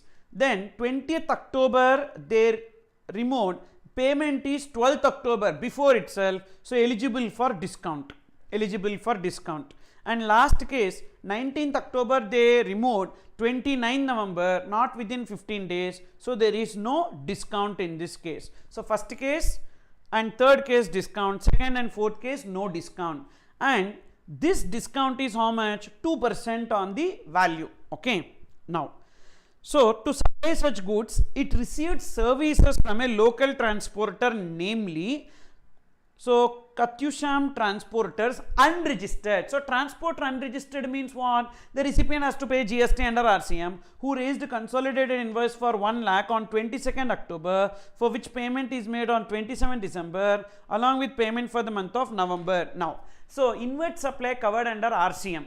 So what will be taken as the time of supply? Time of supply in case of services covered under RCM. The date on which recipient is made payment to supplier. What is the date on which recipient is making payment to supplier? 27 December or 61st day from the date of invoice. What is the date of invoice? 22nd October. So October 31 days minus 22. So 9 days in October plus 30 days in November minus 61. So 61st day is 22nd December. 22nd December or 27 December, whichever is earlier.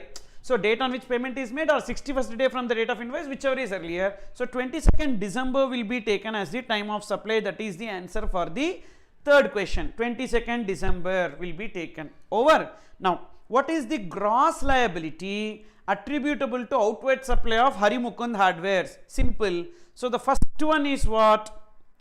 Where the supplier is located? Uttar Pradesh, Haryana, interstate.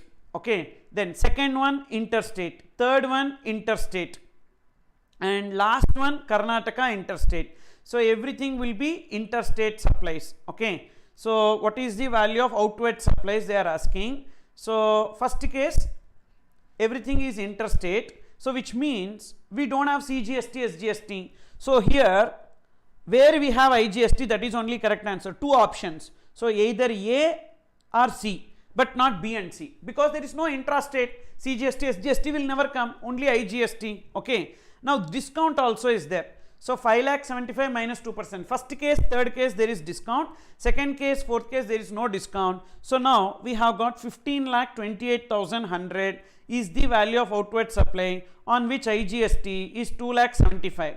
Now sir, why not we take RCM liability? See the question. They are asking gross liability attributable to outward supplies, only outward supplies. That's why RCM liability we don't have to add. Okay. So how much? 2,75,058 answer. Okay. Then last question in this, what is that? The total value of supply in the above scenario, and see this amazing question. Total value of supply in the above scenario on which Harimukund Traders is liable to pay tax. They are asking value on which they need to pay tax. Okay. Already we have got 15,28,100. So many students will be writing that as the answer. But wait, 15,28,100 is their FCM liability. And what is their RCM liability? On 1 lakh they need to pay GST under RCM na. So then 1 lakh also if you add, then 16,28,100 is the answer. FCM as well as RCM, because here they are not talking about outward. So on which they need to pay GST. So is both FCM and RCM. So that is 16,28,100. Okay. So this is that question. Next question here. So the next question, case scenario 5. So this is related to, so composition scheme and other things are there. So see this question number 1, case scenario 5. Whether the services provided by Messrs. RAM Enterprises to ABC Private Limited is chargeable to tax. If yes, who will discharge the tax liability? So there is something related to service provided by RAM Enterprises to ABC Private Limited. That is one question. Okay. Then next question, whether ABC Private Limited could have opted for composition levy. Okay, that is one question. Then next one, 5.3, assuming ABC has opted for composition, what shall be the total GST liability? Okay. Then next question, which of the following statement is incorrect in case of Vedanta Foundation? So that is one question. So then what shall be the place of supply of transactions between ABC Private Limited, Abhijit Enterprises and Akash Enterprises, and nature of tax leviable thereon? Okay. So some good number of questions, wide range of questions are there. So now you see the case scenario paragraph. ABC Private Limited, a company registered under GST, manufactures products which are used in laboratories. The products are manufactured in the company's factory located in Lucknow, Uttar Pradesh, and sold in various parts of Uttar Pradesh. Okay. The company also provides repair and maintenance service for its products. So now Uttar Pradesh means what will be the applicable limit for composition scheme? So remember, I did this mistake last time. Okay, fine. So why RCM for transporters if they are not registered? That's exempted. No, not exempted. So GTA service, only 5 exemptions are there. Number 1, that is if the recipient is individual, HUF or AJP, unregistered, not having a factory, or if the recipient is central government, state government, which is registered only to deduct TDS, or if it is notified goods, or if the freight does not exceed 1,500, if it is freight per carriage. If it is freight per consignee, the freight does not exceed 750. This 5 case only exempted. Other case it is not exempted, it is covered under RCM. Once a transaction is covered under RCM, the recipient has to compulsorily get registered and pay GST under RCM. Okay. So that is this. Then fine. So this case scenario 5, ABC Private Limited and composition scheme for Uttar Pradesh, what is the limit? So for MMTN, USAM, it is 75 lakhs. Manipur, Mizoram, Tripura, Nagaland, Uttarakhand, Sikkim, Arunachal Pradesh and Meghalaya 75 lakhs. But other places 150 lakhs. So Uttar Pradesh 150 lakhs composition scheme limit. The company also provides repair and maintenance service. So a person who is under composition scheme can provide services under 10(1). A person who is under composition scheme can provide service up to 10% of turnover during the previous year, or 5 lakhs, whichever is higher. Up to that only they can provide services. Okay. Now we have financial year 1, financial year 2 information, turnover from supply of goods, turnover from supply of services, interest income. So under composition scheme, interest on loans, advances, deposits will not be taken into aggregate turnover. Okay. So interest on loans, advance, deposits will not be taken into aggregate turnover. The company procures service of Messrs. Ram Enterprises, a GTA, having its place of business in Lucknow, Uttar Pradesh, for transport of its goods from factory to customers. Ram Enterprises prepares a regular consignment note containing the details of consignor and consignee and other prescribed details. The services provided by Ram Enterprises are chargeable to tax at 5%. See, the moment you see 5% rate in the question for transportation, means it comes under RCM. Liability to pay GST is on the recipient. Okay, don't forget that. So following details are provided by ABC Private Limited for the month of July of financial year 3, third financial year, current year. Okay. So financial year 3 is the current year, means, so previous year is financial year 2. What is the aggregate turnover for the financial year 2? So only these two should be taken. 102 lakhs plus 9,25,000. 102 lakhs plus 9,25,000 is 1,125,000. It does not exceed 150 lakhs. So current year they can opt for composition scheme, because we have got one question which says that can they opt for composition scheme? Yes. And to what extent they can render the services? 10% of turnover during the previous year. What is the turnover during the previous year? So 11,25,000 into 10%, 1,125,000 into 10%, that is into 10%. So 11,12,500 or 5 lakhs, whichever is higher. So 11,12,500 is the services up to which they can provide. So answer is A. So that part we got. One question answer we got. Okay. Then next. So current year liability also they are asking under composition scheme. Now see this. Turnover of supply of goods. So they need to pay GST. And their what? Supply of goods means trader. Trader will pay GST at 1%. So 10,20,000 into 1%. Services, turnover of supply of service 92,550. Yes, they can provide service up to, so 11,12,500. So on this also 1%. Interest, there is no GST on this. Interest, no. So while computing the GST payable under composition scheme, interest on loans, advances, deposits will not be taken. So interest on loans, advance, deposits will not be taken for computing turnover anywhere in composition scheme. Okay. Then amount charged for services received from Ram Enterprises. So on this also they need to pay 1%. Raw material received from other state, that is inward supply, on that they don't have to pay. And input services received, so on that also they don't have to pay anything. And they have RCM, inward supply related to transportation. So what is it? Inward supply related to transportation. So on that only they need to pay GST under RCM. Okay. So that is their liability. So once again, amount charged for received services received from Ram Enterprise. Sorry. So on this it will be 5%. Why? Because Ram Enterprises is providing GTA services on which they need to pay GST under RCM. So calculate this. So 10,20,000 into 1%, that is 10,200. 92,550 into 1%, that is 925.5. Whereas 50,000 into 5%, that is 2,500.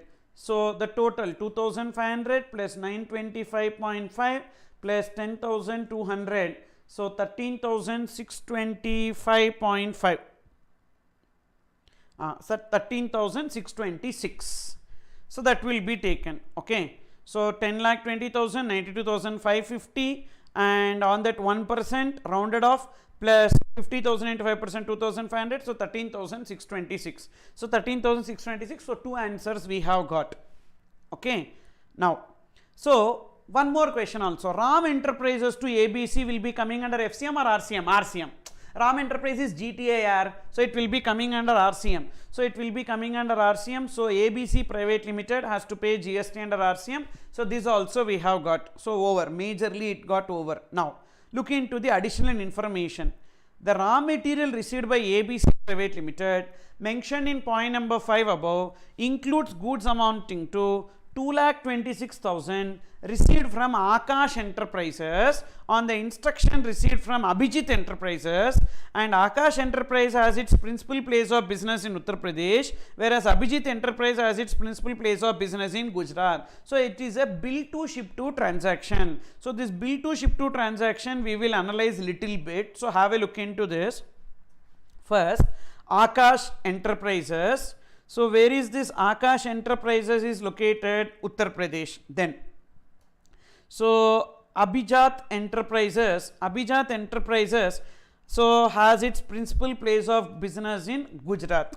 Now ABC Private Limited, where is that ABC Private Limited located? ABC Private Limited is located so in Uttar Pradesh. Now what happened? So raw material received by ABC Private Limited includes goods amounting to 2,26,000 received from Akash under the instructions of Abhijit. Now Akash will raise invoice to Abhijit. Okay, that is first supply. Then Abhijit will raise invoice to ABC, that is second supply. But the goods are delivered by Akash to this ABC. Now there are two transactions. Transaction number 1 between Akash and Abhijit. Transaction number 2 between Abhijit and ABC. Now Akash to Abhijit, it will be bill to ship to transaction. So the place of supply will be Gujarat. And chargeable to IGST. Whereas the second transaction will be Abhijit to ABC. So 10(1)(a), supply does not involve movement of goods. When supply involves movement of goods, ending point. What is the ending point? Uttar Pradesh. So the place of supply will be Uttar Pradesh. Okay. So that is the answer for this. You can see, because there is one question related to this. Abhijit and Akash, one question is there. So first Akash to Abhijat. So place of supply will be Gujarat. Over. And it's a interstate supply. Second is between Abhijat and ABC, place of supply will be Uttar Pradesh. That is the question here. So place of supply for transaction between Abhijat and Akash is the location of Abhijat, that is Gujarat, correct? And IGST available. Place of supply for transaction between Abhijat and ABC, so is the location of principal place of business of ABC Private Limited, that is Lucknow, Uttar Pradesh, and IGST is leviable. So that will be taken as the answer. Simple. Okay. Then there is one more transaction here. Vedanta Foundation, one charitable trust related question.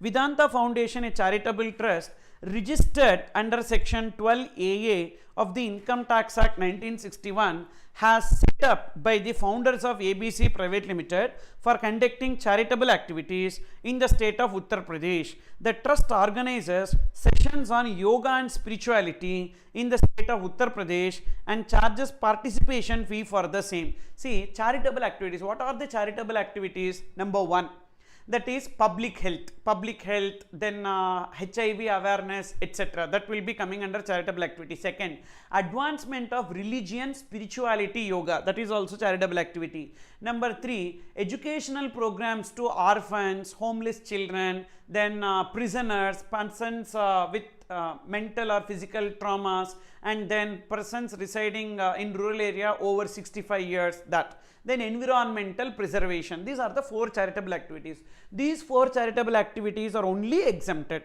But is it a charitable activity? Yes. The trust organizes sessions on yoga and spirituality in the state of Uttar Pradesh, and the total fees collected 2,50,000 will be exempted. Okay. And input service received by the trust 1,25,260, they cannot take ITC because their outward supply is exempted. They cannot take ITC on inward supply. Now, what is the question related to this? So last question is that, so yes, which of the following statement is incorrect in case of Vedanta Foundation? Services provided to charitable or religious trust are not outside the ambit of GST unless specifically exempt, they are chargeable to GST. Service provided to, not by, to, yes, that's correct, that's correct. Services provided to charitable trust, unless otherwise exempted, it will be taxable, that's true. Then second point, all activities of Vedanta Foundation are exempt from GST since it is a charitable trust registered. That is also not correct. Only specified charitable activities are there. So that is the correct answer. Okay. Then fee charge for sessions on yoga and spirituality are exempted since the objective of such program is advancement of yoga and spirituality. True. That third one will be correct. Okay. So what is the incorrect statement? Not all activities of the charitable trust are exempted, only specified charitable activities are only exempted. Okay. So that is this. With this we completed all the 5 questions. Okay. And then there are 5 more questions. These 5 more questions you try for practice. Okay. Because I have completed that 50 MCQs and 5 integrated case scenario MCQs. So you have 5 more. Okay, you have 5 more. So what I request is that, so you take some 1 hour time, 1 hour to 1.5 hours. So you sleep somewhere like so 12:30 like that sleep. Okay. So what I request you is that 5 questions. These 5 questions along with explanation, it is there, a PDF is there. You just see the answer question, how the answer is arrived. Okay. These 5 questions, and that will be sufficient, and you can sleep. And morning you get up and you know what you need to do. So I have given you a revision plan, and thereafter tomorrow evening we will meet at 5 p.m. and we will be discussing important concepts and important problematic areas, so that will be like a quick revision, and that will definitely help you. All important topics only I will be touching, every important topic I want to touch. Okay. So that will be like a quick concepts I want to touch, but not chapters, but important concepts. So, and important problematic areas also. So that we will complete tomorrow, and so that you will get some kind of confidence. And tomorrow I am available for you. So whatever doubts that you have, you can ping me in Telegram. I am available at your service and I will reply to all your queries. Okay. Yes. Sir, in exam while studying so long, case studies takes time, and moreover reading at once we don't get the intricacy of it. Please guide. See, that's why what you need to do, the practice you should have done. See, when you read it paragraph wise, try to understand what is there in that paragraph. Okay. So every number has got some relevance. So numbers you see, wherever number is there, you highlight that. So that number related logic you need to remember. You cannot remember the question.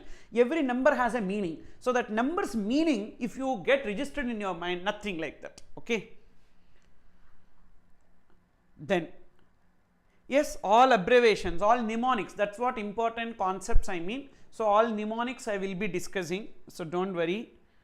And yes, thanks a lot. Thanks a lot. And yes, all answers are there. The answers for all MCQs are there except for that 1 mark MCQs. So, but answers for all these things are there. Okay, don't worry. And I will upload again the PDF with answers. So otherwise also you can see what are all the answers we have discussed. Okay. Today we have got one question on 12A exemption for yoga. Super.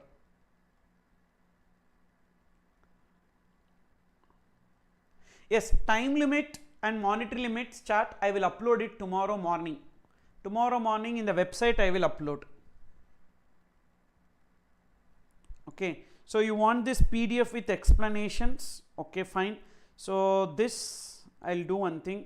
I will just upload it in that there only. Tomorrow timing is 5 p.m.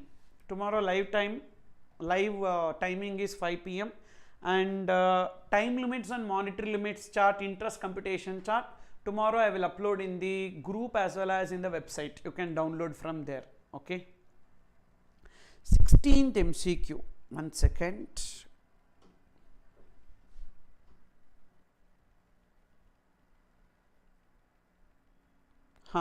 See, 16th MCQ, you need to know that only the tenant receiving tenancy premium is always taxable pa. Tenant receiving tenancy premium is always taxable. So this tenant Ratanjot Singh is transferring the tenancy premium to Parminder Singh. So the tenancy premium will always be taxable, that 5 lakhs. Whereas Happy Singh is getting rent.